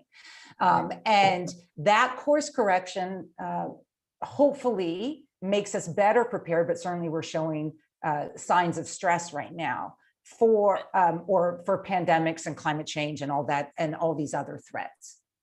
Ray? Well, I mean, I completely agree with what's already been said. I mean, I think one big thing is when there's one group that we haven't, I think, talked enough about, those are the soldiers on the ground. And when we listen to them, they are saying very similar things to what we are saying here. It got to a point, particularly at the start of the Obama administration, but I guess particularly at the end of his first term, where soldiers were saying, we don't know what we're here for. We don't know what we're fighting for. The only thing I feel as though I'm fighting for is the person beside me. Yeah. And I think that speaks to what was happening on the ground. It speaks to fissures with relationships, as Dan was saying, where there were people trying to build relationships. That was their job. And then all of a sudden a drone would drop, or they would be ordered to destroy something that had been built. So I think part of thinking about that is, of course, we went in with one goal and it shifted. And I think we never moved the bullseye. It was never everyone that got on board with what is the new goal, and it lingered on. And again, I think that the comparison to Vietnam and other wars is spot on in terms of the legacy that we leave. As we think about the title for this event today, Lessons and Legacies, part of the legacy is what has happened in those countries. And importantly, the perception that people in those countries have of Americans. And I think that is something that we really have to work through diplomatically in a way that isn't necessarily through force, to try to heal some of those issues that have had, where people had a lot of faith in the United States. And then all of a sudden they feel like we dropped the ball from underneath them. And that doesn't just extend to people abroad, but even to the soldiers that were on the ground during this long war. Ben, final word, and then we will go to the next panel. I think look, I'm not a foreign policy specialist, and how we, when it is and isn't appropriate to have long-term military engagements with in countries we don't understand very well, is a question that's kind of above my pay grade, and I don't know the answer to it. And I do think the one lesson of the last 20 years is a certain humility about what we can and can't accomplish, and that sometimes the answer is cruder than we would like it to be. I would like the answer to have been invade Afghanistan, take out Al-Qaeda, install a decent government that's not murderous, that has the support of people, and let 1,000 flowers of civil society bloom and take root. That's what I want the answer to have been.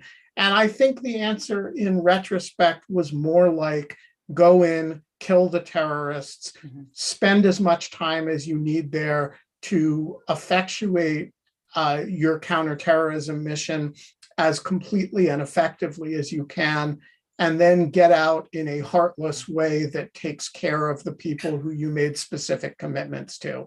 And I don't want that to be the answer, because that answer sucks. But I think the basic answer is probably closer to that than what we tried and what I would have advocated. And so I think that sucks, and that's, the lesson is that life does not comport with my sense of morality and decency all that often. And Ben, that's a good note to end on because you know what you wished for is so very American, right? It is so much a part of us. Not only do we wish for these things, but we actually think we can do them. And it's a sad day when we have to realize we can't.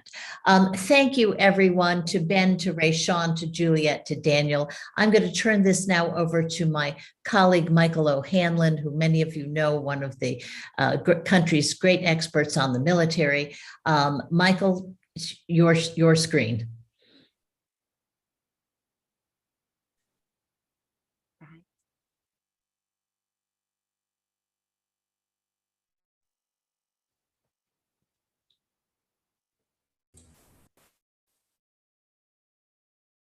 Elaine, thank you. And greetings, everyone. I'm Mike O'Hanlon in the Foreign Policy Program at Brookings, and I have the distinct pleasure and privilege this morning of moderating a panel of outstanding scholars, activists, public servants, and people who have played a remarkable array of roles in our nation's and the world's efforts to deal with extremism and violence and the problems in societies that are afflicted by those even more than our own over the last 20 years. So I realize you see them perhaps in a different order on your screen than I may, but let me go in order with Jane Horton first. Jane has been a special advisor to the Office of the Secretary of Defense. She is extremely active on many issues concerning the well-being of our men and women in uniform, and she is herself the wife of a man killed in Afghanistan exactly a decade ago, yesterday. And so we salute her service, her family's service, and we again extend our deepest sympathies, as I know a 10-year anniversary has been on her mind, and she will speak at a personal level as well as at a policy level to this situation. But again, her activism for Gold Star families and many other groups is remarkable and inspiring. And of course, the human side of what has been involved in the post 9/11 American and global experience is a big part of what we continue to want to discuss, even on this panel, which has its main focus on foreign policy, yet will link to the kinds of issues you've heard in the previous discussions today, and also to the very much the human side of things. Will Hurd is a remarkable individual and friend of mine who was a CIA officer, spent time on the ground in Afghanistan covertly in the early years, and accomplished great things. We just heard the first panel talk about how they all seem to agree that what happened early in Afghanistan was pretty good, even if they're not so happy about what happened after. And Will was a part of those initial successes and an important part. He then chose to serve his country again and ran for Congress and won, and serves 3 terms in the 23rd district in the state of Texas as a Republican, and signed or sponsored and co-sponsored a multitude of different types of legislation. I think on an NPR segment that you can Google and see, he was recognized as perhaps having been part of more legislation in 3 terms than many people are in 10 or more. And so decided to serve his country in other ways after that, and is now back home in Texas doing a range of things, including investment banking with an eye towards helping businesses and communities that are involved in some of the issues we're discussing this morning. Medea Afzal, if I were better with the alphabet, I would have introduced first if I were going by alphabetical order. She is my colleague at Brookings. She is a David Rubenstein Fellow. She is Pakistani American, went to the University of Lahore and also Yale University. Wrote a remarkable and very readable and insightful book called Pakistan Under Siege, and continues to do scholarship on her native country as well as other countries that face challenges of extremism, including Nigeria, another large country of some 200 million with a large Muslim population, but also a large Christian population. And she works on both those countries as well as many other questions. And I've had the privilege of writing about Afghanistan with her in recent months. And finally, Farah Pandith has been a special advisor to Muslim communities for the Department of State in the United States government for, I believe, 3 different presidents. And therefore reflects a lot of the aspects of what we have been trying to do and want to do, and in some cases have achieved in American foreign policy since 9/11, outreach to the Islamic world, bipartisanship at home where possible. She's been fighting these good fights, but also trying to lift our sights and our spirits and find more effective ways to cooperate in this agenda. So what I'd like to do this morning is to first, starting with Jane, just ask for personal reflections. We've heard that from John Allen and Ryan Crocker already this morning. We've heard that kind of observation and reflection from panel one. But I think particularly with this panel, we definitely want to pose that same question, given how much the individuals here have really lived and breathed this experience, this tragedy, this problem for the United States, but also problem for the world and for the region of South Asia and the broader Middle East. And then we'll get to some more policy questions about American foreign policy going forward. I'm just going to add one more point before turning the floor to Jane, which is that I want to thank you all for your questions, and you can still submit by email at events@brookings.edu. But we've read a lot of your questions already, and a lot of them concerned Afghanistan. A lot of panel one wound up being about Afghanistan, even though they were supposed to be talking about domestic policy. But I'm not teasing them or criticizing them so much as observing that Afghanistan is, of course, both foreign policy and domestic policy, and it's very much on our minds. So I'm not going to try to discourage the current panel from reflecting. And of course, with Jane, it's very personal. But we also want to make sure in the follow-on discussion that we turn to the future and to the question of America's foreign policy in regard to the broader Islamic world, stretching from Morocco and Nigeria and Kenya all the way through the Middle East and South Asia and Indonesia and the Philippines, and more than 1.5 billion people in all.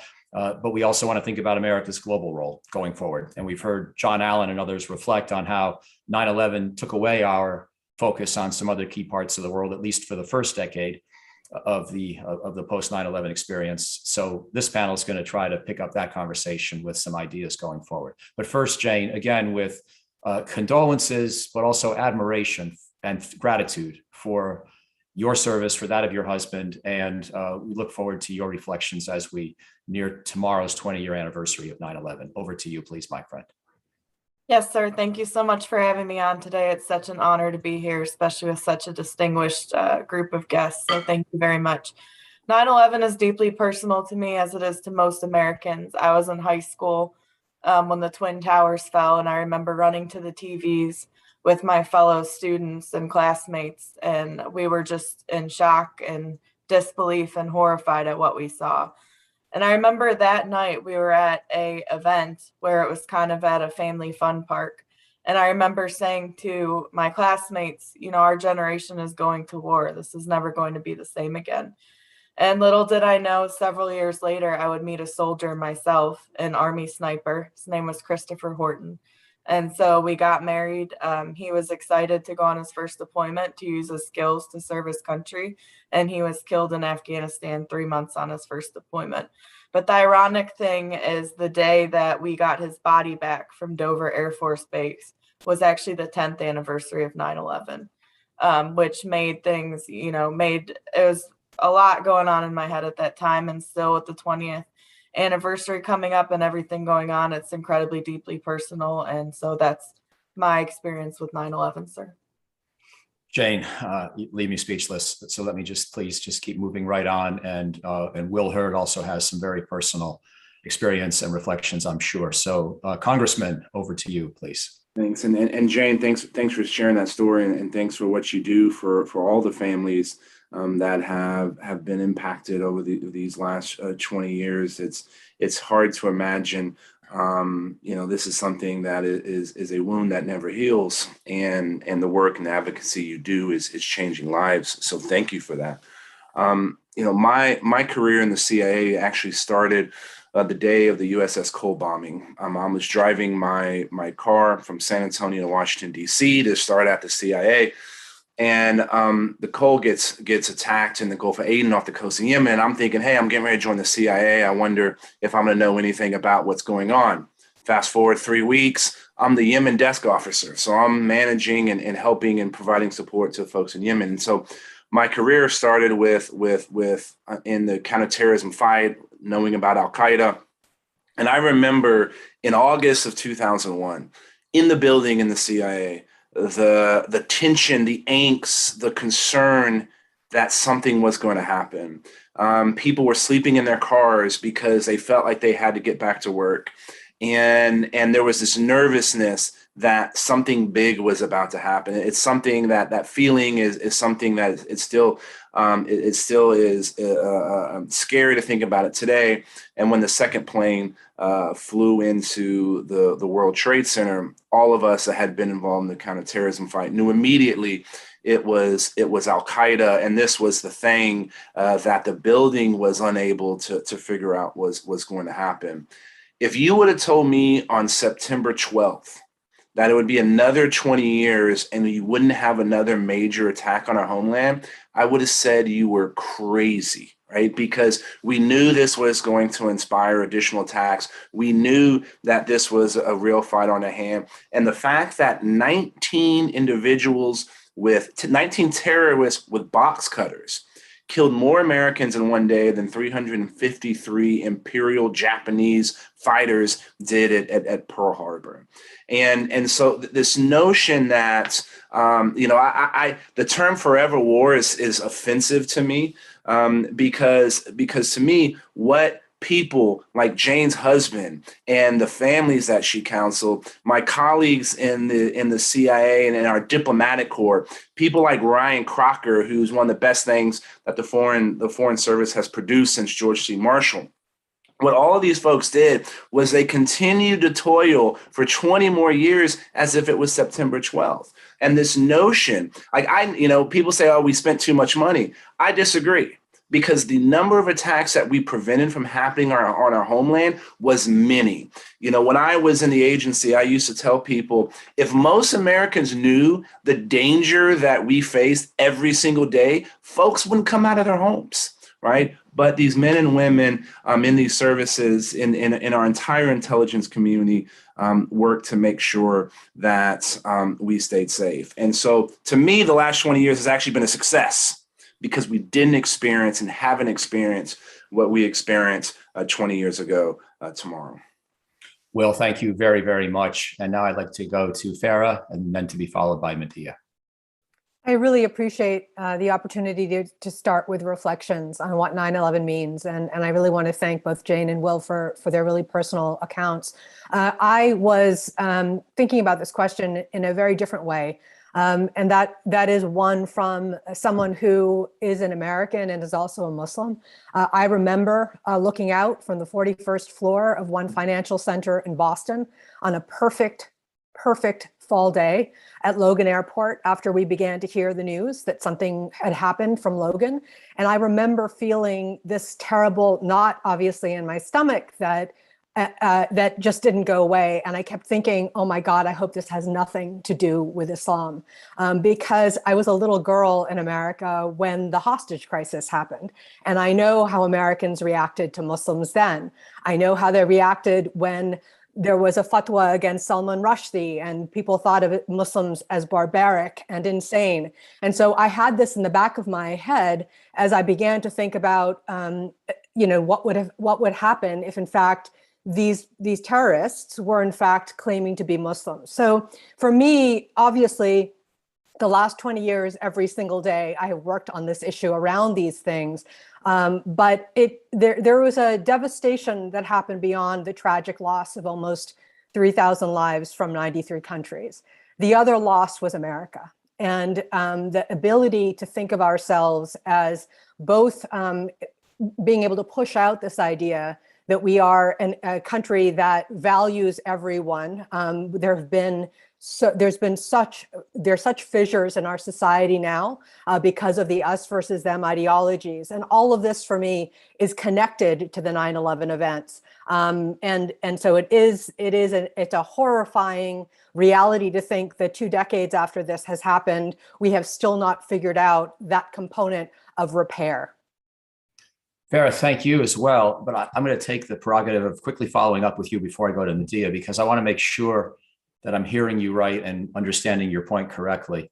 What I'm most curious about is, do you feel as a Muslim that it's become harder for Muslims in America to get along or to be appreciated by and to be respected by other Americans? Or were your points more about political polarization and other forms of polarization that are, beyond the specific question of Muslims in America? Well, I think it's the data is very clear in terms of the rise of us versus them ideologies, both political and religious and heritage wise. That's just a data point that we all are watching and we all understand. I am not going to speak for the 1% of our country that is Muslim because it is extremely diverse. But I can speak for myself, and I know what it was like to live in America in the Boston area growing up as a Muslim when no one cared. No one asked me any questions. And I know what it is like today when, even to this day, and even in the work that I've done in serving our nation, people ask me how I was allowed to work at the White House if I wasn't an American. And that kind of thing is happening to this day, Mike. So for me, I know the changes that have happened, and I think a lot about the ripple effects of bin Laden's horrific plan. It was not just the devastation on that day and the physical loss of human life and the families that are dealing with this to this day, but it is also in, and I know we will talk more about this, but it is also in the way in which the world was reshaped as we think about the other. Thank you very much. Medea, again, with your background in Pakistan, I can't remember if that's where you were on 9/11. I'm sure you'll inform us, so please, the floor is yours. Thanks, Mike, and thanks to Jane, Will, and Farah for your reflections. I was in Pakistan. I was in college in Lahore on September 11th, 2001. I was, at that point, it was the evening. I was at home with my parents. We started watching the television in shock and horror initially at just the human tragedy that was unfolding before our eyes. And then once we understood what was happening at sort of just horror at the scale of the terrorist attacks.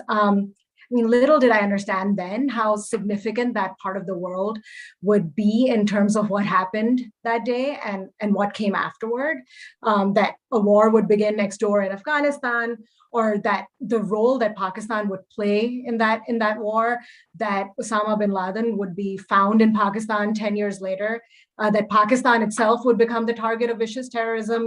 None of that was obviously clear to us that day. But I moved to the US less than a year later when I came to Yale for graduate school in August 2002. And I'd lived here before. I went to elementary school in Boston. I went to high school in Canada and visited Boston often. Then for me, the transition in 2002 was very smooth. But for my male friends and classmates from Pakistan, young men my age, they had to go through months and months of security checks, clearance, registrations. For many, it delayed their graduate education. For some, it changed their plans altogether. They never ended up coming to the US. For me, it also changed the path of what I wanted to study. I became an economist as I had planned. I did my PhD in economics, but I really just wanted to understand what the roots of terrorism and extremism were in that region, and what would lead people to sort of commit these acts, to believe in this ideology. And that really became my professional focus. And it's given Pakistan's complicated relationship with America, it's a complicated thing to be Pakistani American, and it's also a problematic relationship to study as a scholar, and that's what I focus on now. And so it's a difficult, challenging, and yet really important space to be in. And so there's nothing else I'd rather study. And just one last thing in terms of sort of personal reflection. Personally, when I look at the Taliban being in control of Afghanistan now, in control of Kabul 20 years after the US war in Afghanistan began, and the US defeated the Taliban at that point in 2001, I think of young women and girls, and I think of how uncertain their futures are in Afghanistan.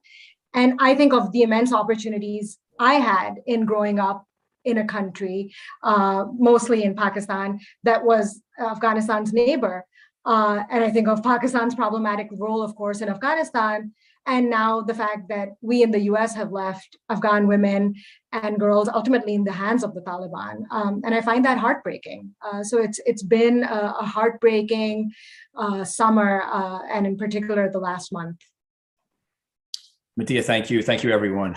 Now what I'd like to do is turn more to the policy agenda, although we've already been interlinking that to the personal reflections, and people should certainly feel free with, especially with your 4 fascinating and important histories, to keep adding insights from your own personal past and personal reflections. But our panel has a big agenda and about 30 minutes left.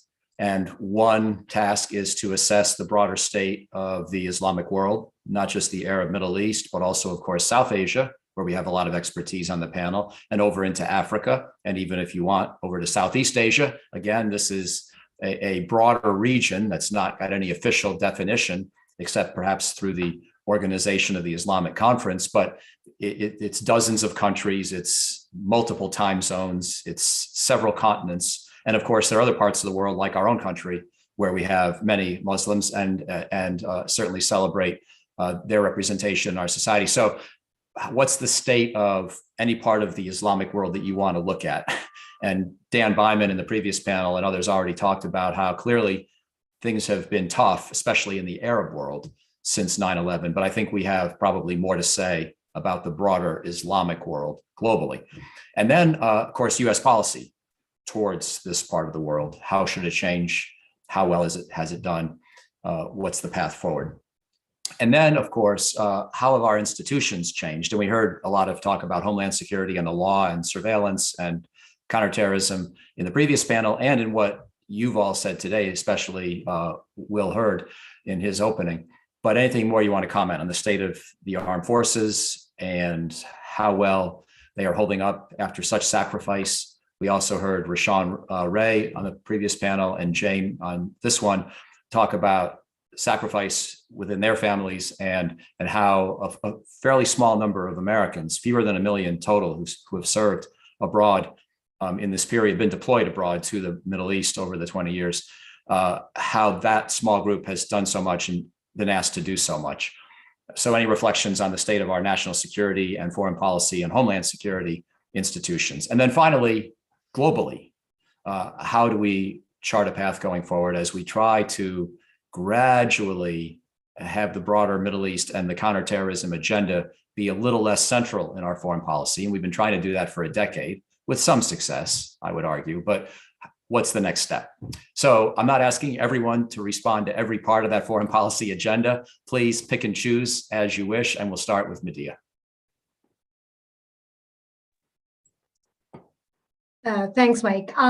If I can, I'm going to start just reflecting on the withdrawal from Afghanistan a little bit more, and what that means for sort of US credibility in the region as I see it, the effects on the region, and then sort of a little bit about the terrorist landscape in South Asia, and then also a little bit about extremism as I see it and what we can do to counter it. So I'll try to be very brief. So, you know, the manner of the withdrawal from Afghanistan, I think over the summer, and in particular, thinking about sort of how the cities of Afghanistan sort of really fell like dominoes to the Taliban. I mean, the scenes that we saw in August, the scenes at the airport with Afghans running, you know, on the runway behind US Air Force planes, hanging on to them, trying to escape, falling to their deaths. Then, you know, the scenes outside the airport as many tried to leave the country. I mean, I think this has really hurt US credibility and standing in the region, and perhaps irrevocably. There were narratives of abandonment in the region that were fueled in the 1990s, post the US involvement in the Soviet-Afghan War. And those have resurfaced once again, but they're worse this time, given the overt US role in Afghanistan, obviously in the last 20 years, as opposed to the covert role in the 1980s. And I think to leave the country, to leave Afghanistan with the very group in charge that we had sought to defeat is obviously deeply problematic, deeply disappointing. to me, and this is perhaps not the panel to get into this, I think there was a lack of maybe a broader discussion on Afghanistan would be the place. And I've written about this quite a bit. I think there was a lack of strategic patience at play. This decision to withdraw quickly was one that became politicized. And I think it led to this outcome, the way it unfolded this way in the summer of 2021. It didn't have to be this way. It was not inevitable. Those scenes at the airport were not inevitable. And there's a loss that we have experienced as a country. I think we need a national reckoning here in the US with that. Rather than sort of this insistent narrative that's been coming through from the Biden administration that we went in for counterterrorism to defeat Al-Qaeda, not to nation build, and we accomplished that goal. I think the reality is that when we defeated the Taliban in 2001, we had to nation build. I mean, in some sense, there was no choice. And I think we should, the US homeland is certainly safer, and that's going to be sort of where my comments about terrorism also start. But the gains that we made for Afghans are certainly under threat. Afghan civil society is stronger, but so many have left. Women are protesting on the streets, but the Taliban is quashing those protests. More broadly, I think we are leaving an opening for rivals, Russia, China, in the region. In terms of who might recognize the Taliban first, I think there's an array of contenders who don't necessarily care about the Taliban having an inclusive government. And those are China, Russia, Pakistan, Turkey, Iran, Qatar. And so, I worry about the US standing and role in the region. If I can briefly talk a little bit about the terrorist landscape in South Asia, as I said, the homeland is undeniably safer. But I think the region's future, South Asia, Afghanistan, Pakistan, more broadly, looking at India as well, is far from uncertain. It's in terms of the terrorist threat. I worry about the terrorist and extremist landscape in Pakistan and Afghanistan most directly. And that ultimately may affect the US in the medium and longer term as well. In Pakistan, just to give you sort of a brief sense of the terrorist groups that exist and are resurgent, there's the Tehreek-e-Taliban Pakistan, which attacks the Pakistani state. It's closely linked to the Afghan Taliban. It maintains ties with the group. There are other groups like the Lashkar-e-Taiba, the Jaish-e-Mohammed, that target India for the purpose of the Kashmiri Jihad. There are sectarian groups, Shia sectarian groups, Sunni sectarian groups. Al-Qaeda exists in the region, maintains ties with the Taliban, as we know. ISIS-K, or the Islamic State Khorasan, which recruits from disaffected Afghan and Pakistani Taliban, and whose attack we saw in August outside Kabul airport. They've undertaken that kind of high casualty, horrific attack before, both in Afghanistan and in Pakistan, and they'll do so again. And they may find an even more fertile recruiting ground in disaffected Taliban, given that the Taliban is in a very different position now. They are in opposition to the Taliban and may actually find that the Taliban in being in power gives them more recruits. For the TTP, the Tehreek-e-Taliban Pakistan and ISIS-K, hundreds of their terrorists have been released from jails across Afghanistan as the Taliban took over the country over the last couple of months. And all these groups are going to find spaces in a Taliban-ruled Afghanistan to regroup and to resurge. And if there is one thing I think that the last 20 years have taught us, it's that allowing even one of these groups or some of these groups to exist while targeting others means that even the ones that we targeted will resurge, because the way these groups work is that their foot soldiers cross over, their ideologies overlap, they're going to find recruits. And that worries me. And there are a whole host of issues with over-the-horizon counterterrorism, with our US kind of intelligence collection now in Afghanistan, given the fact that we don't have a presence there, cooperation with Pakistan and how problematic that might be in terms of counterterrorism cooperation that I'm happy to go into later. My last point is just on countering extremism. Connected to all of this is the problem of countering extremism. Countering terrorist groups is only one part of the equation.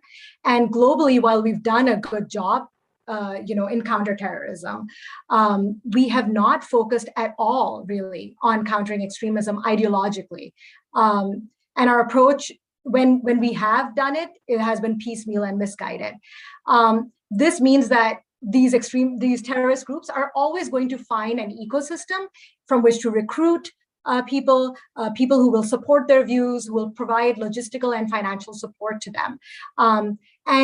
What fosters extremism really varies across contexts, often has national roots, but what underlies it is usually an intolerant, biased, exclusionary view of the world, as my research has found. And if you don't have critical thinking, that those kinds of views basically means that when citizens are faced with extremist propaganda, they will buy that propaganda. And that's what happens in environments like Afghanistan, Pakistan, also in Nigeria. So what's important is that we need to teach critical thinking, sort of a more tolerant view of the world, and we haven't done that. And this can be done through education systems, through curricula, even through the media. And this is something where we can focus. I think we should have focused on this for the last 20 years, but the US can focus on this going ahead and play a leading role in this. But I worry that the will isn't there to do so. Great.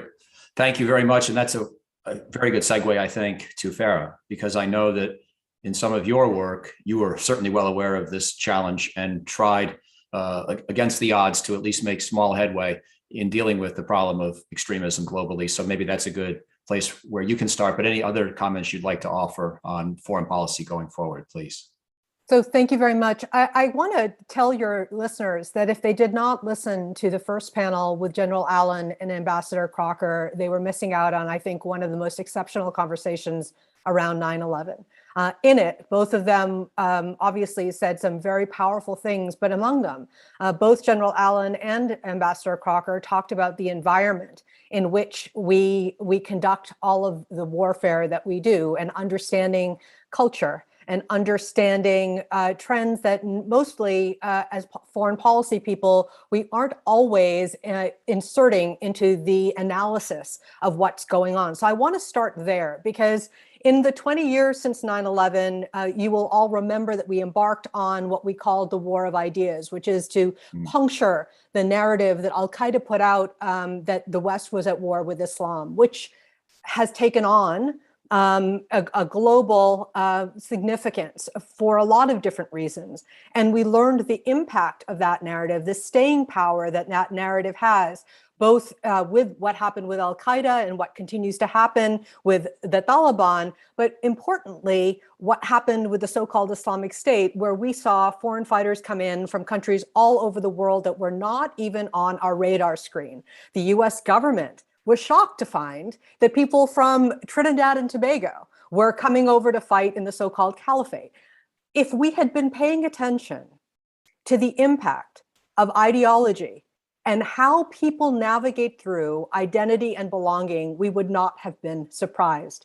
For me, as I look at 20 years of this war effort, the thing that breaks me is that we did not put our money where our mouth was on the ideological component of the war. We spent dollars to the billions and trillions on the hard power component, when in fact, what we should be doing is scaling up cultural intelligence, understanding what's happening within communities. And let's take a moment and think about the scope of what this is. 1/4 of the planet is Muslim.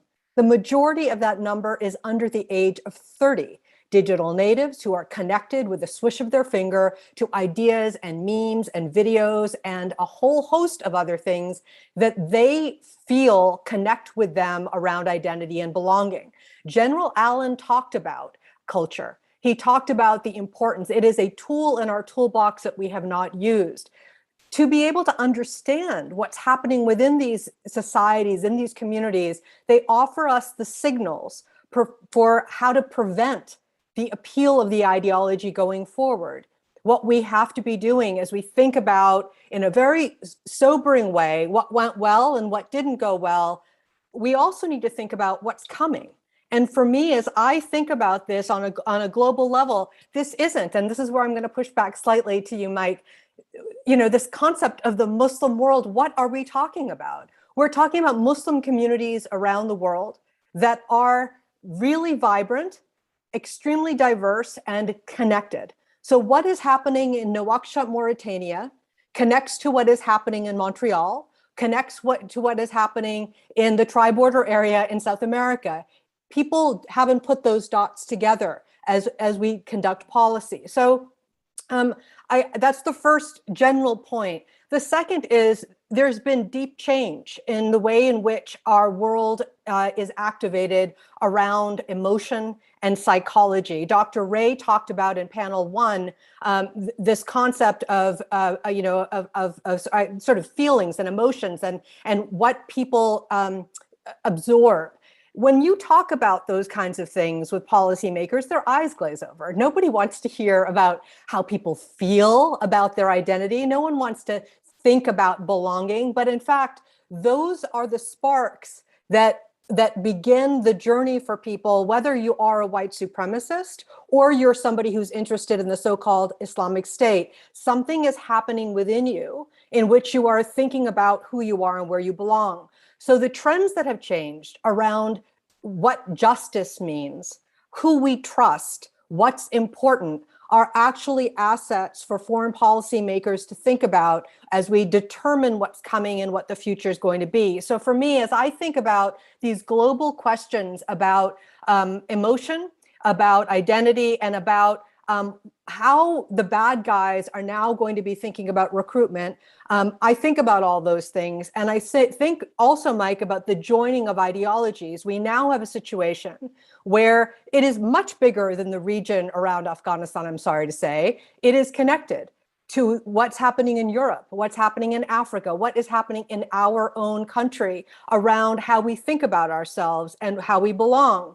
And that kind of ideology pull is moving both the neo-Nazis in a direction, and it's moving people that are using Islam to recruit in a direction. And now we have a more destabilized environment in which to think about security. So for me, if I were to think about one big thing the US government can be doing as we think in a forward-leaning posture, it is to put our money into cultural intelligence, to think differently about the environment landscape, and to go all in on soft power right now so that we can prevent and we can see what's going to be happening and not be surprised by it.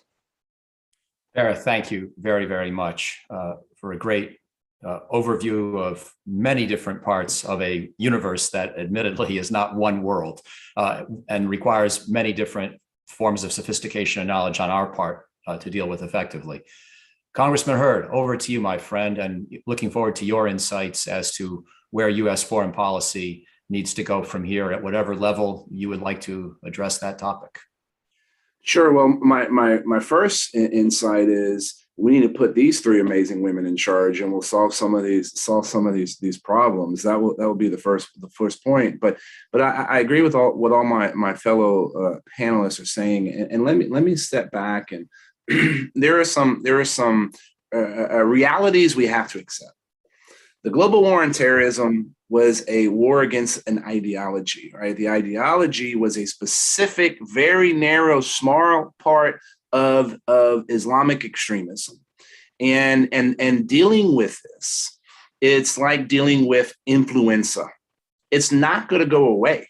You might be able to inoculate communities against it, but it's there. And so this is something that we're always going to be dealing with. I think policymakers have to make a better argument to the American public about why foreign policy is matter and why it connects to their daily life. And earlier, Michael, you asked about the broader Middle East and our relationships there and what's wrong. Why does this matter? Because some of the governments in the Middle East in the 90s were seen as oppressive to their people that were there. And those people viewed us, the United States of America, as supporting those regimes. And so this is where this notion of the near enemy versus the far enemy, Saeed Qutb, who was kind of his philosophical underpinnings, influenced Osama bin Laden, talked about how the boot that is on our neck is our governments in these countries, but it's supported by the United States. A lot of this pent up issues and feelings is what led ultimately to the Arab Spring. So all of these things are ultimately connected. And what America needs to realize is, why does this matter to us? And I would say that America became an exceptional nation, not because of what we have taken, but because of what we have given. Not only support to different countries, but an idea. When you go in Pakistan in the 80s and the 90s, you would have these things called American centers. These were places that someone could walk up to and, see, and enjoy and interact with American culture. After 9/11, our facilities in these countries were the largest and most locked down places in the entire country. And it signified to the population that we are afraid of you, right? And this was part of the problem that we have had since ultimately going into in the invasion of Afghanistan. And I will agree with Farah, our soft power is more important than our hard power. Ambassador Crocker, when I got to serve under him, he would always say, if you had more pumps and wingtips on the ground, it prevents boots on the ground, meaning better diplomacy, better intelligence officers, better folks supporting foreign aid. You're going to prevent having to use the most expensive tool in our toolkit, the U.S. military. And so we have to take these things into account, and we have to start pushing decision-making on foreign policy to our folks on the ground, because they have the best understanding of what's happening there. Since probably Bill Clinton, maybe before that, and this is not a criticism of Bill Clinton because every other president has done it before since him, they have focused foreign policy making within the White House. And that the power that our ambassadors and folks on the ground has been diminished to somebody at the National Security Council who may live next door to somebody who may have been a senior policy person in that government in the 80s, right? And that's not an exaggeration. I can give a specific example where that has happened. And so our foreign policy decision making, we need to be relying on the people on the ground, because these things are complicated. These things are difficult.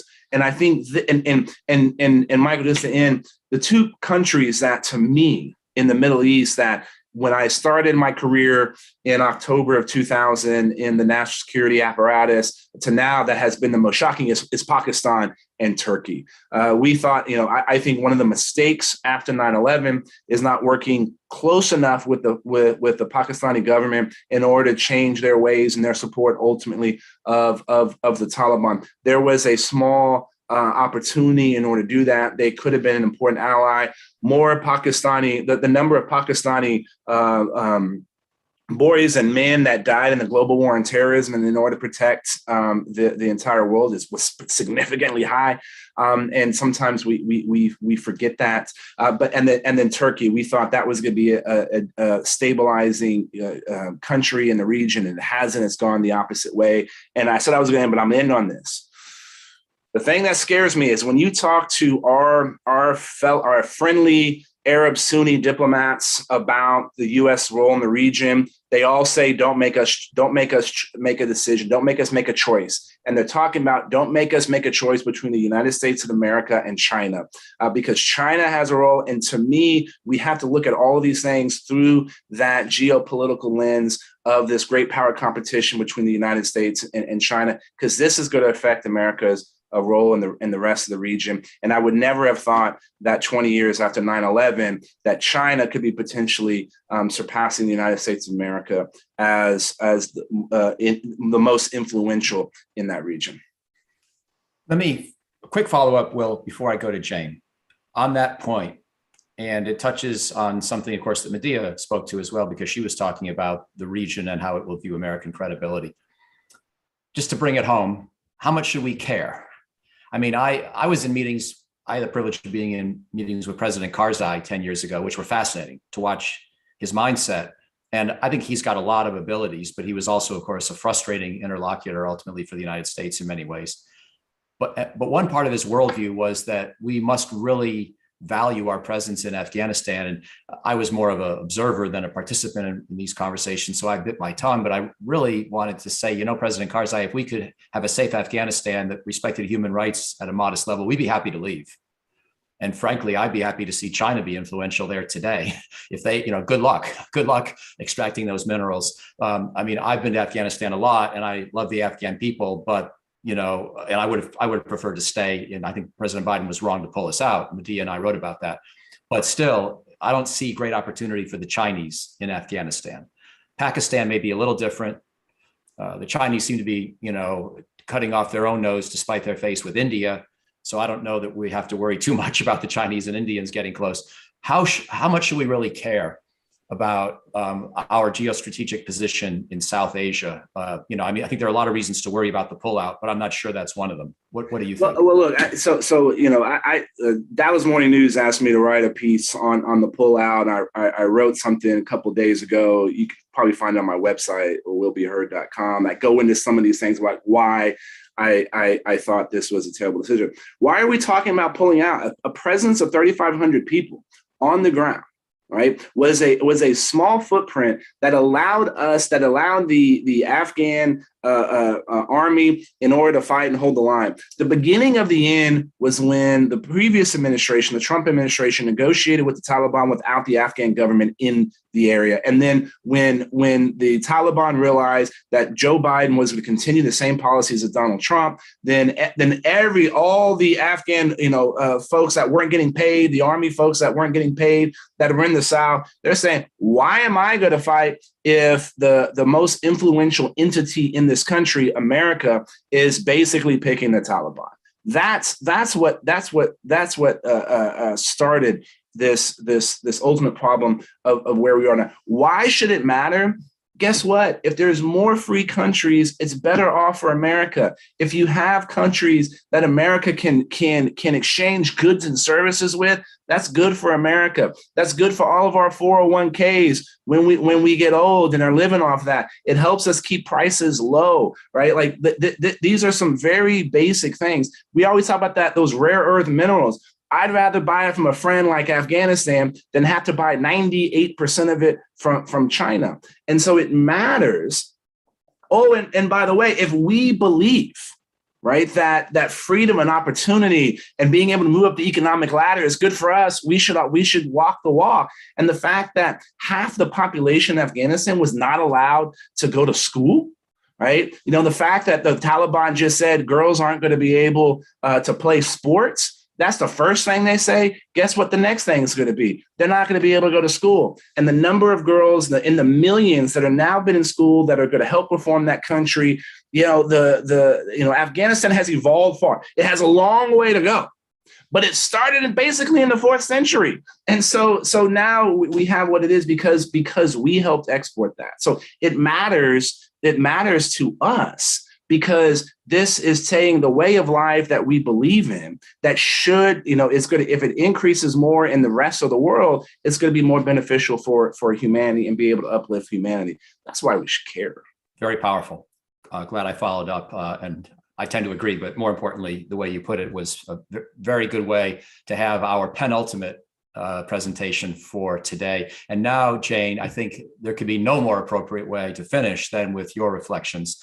And I know I put the whole foreign policy agenda before the panel. You may or may not want to go there, but I certainly would like your reflections on the state of the military, on veterans, on military families, on what more you think we can and should do to help those who have sacrificed so much, and across other parts of government where people have served as well. But I know you have a lot of insights and experience there, so the floor is yours for the final word. And to the audience, I should say, I've been weaving in your questions, and the panelists have been addressing some of them. I apologize, we're not going to work through them specifically, but I can't think of a better way to finish today's proceedings than with a word from Jane Horton. Over to you. Thank you, sir. No, this has been an incredibly insightful conversation, and I personally try to keep my personal feelings versus foreign policy versus what's going on separate. And I've been thinking about it this whole time, but I don't think now is the time for that. I think my personal feelings and what I've been through and what my husband sacrificed is the state of the force right now. And as we go back to 9/11 and we look at the lessons and legacies, I think there's a lot to say there. But after 9/11 happened, it was one of the most unified times our country has ever had. And I know we're all together on that. But we also had our best and our brightest and our bravest men and women volunteer during all volunteer force to be willing to fight, bleed, and die for us. And they didn't even ask questions. They didn't have to know the why. And as we're all sitting here and debating the why were we there after we killed bin Laden, most of our husbands were killed after that. A lot of my friends that I know that I've been with, we all lost people after that. So bringing that up and bringing it back into the foreign policy piece as well, if we want to be able to continue to recruit our best and our brightest, people have to know why they're fighting. And it can't all just blow up in their faces after 20 years and multiple deployments. You know, we see all these videos of parents with their children at baseball games throwing the first pitch and how excited the kids are to see them. And that's not always the case. You know, a lot of people have really disjointed families. They've had a lot of issues because mom's been gone for my 16th birthday. Why does mom have to go to Afghanistan again? What is this place? You know, and there's also all of these differing views about, is this like Vietnam? And the way I look at it is, what is my husband's legacy? What is he going to be tied to for giving the most selfless thing someone could do, giving his life? And so we have got to do better if we're going to take an all volunteer force, even if it wasn't all volunteer, and we're going to continue down these paths. We've got to do better because we're going to have problems recruiting. You know, there's a lot of questions right now with service members on the why, what's going on, what happened, why did my husband die? I've been asked that probably 10,000 times, which is an exaggeration, but I've been asked it a lot the past couple of weeks. And to be honest, it's a question that I feel like the country has to ask itself, and we need to be asking ourselves, why did we do this? How can we be better? What was the purpose? And just reflect on it as a nation. And so I sit in a very unique position, not only just losing my husband, but I've also worked as a senior advisor to the Afghan government. I went over as a special assistant with General Dunford in 2016. I was over there for Christmas with the acting Secretary of Defense, and honestly just went over on my own 2 months ago in June to Afghanistan, met with President Ghani. I wanted to know what is going on the ground. For me, after losing my husband and with all the questions on the why, it was very healing for me to get to know the women, the Afghan Girls Robotics team, all these wonderful, you know, women in government that are doing these incredible things, journalists, and just the way they continue to talk to me and tell me, you know, I am the sum of your husband's sacrifice. This is what your husband did for our country.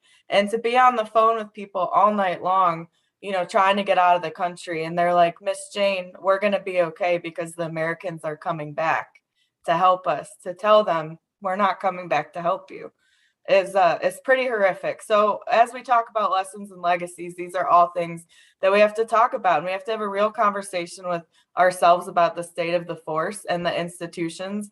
I have yet to meet someone that can really tell me what happens after the knock at the door. You know, what is the process with these 13 new families? What are they going to be facing in the next year to 2 years? Are these processes smooth for them is the question we need to be asking ourselves.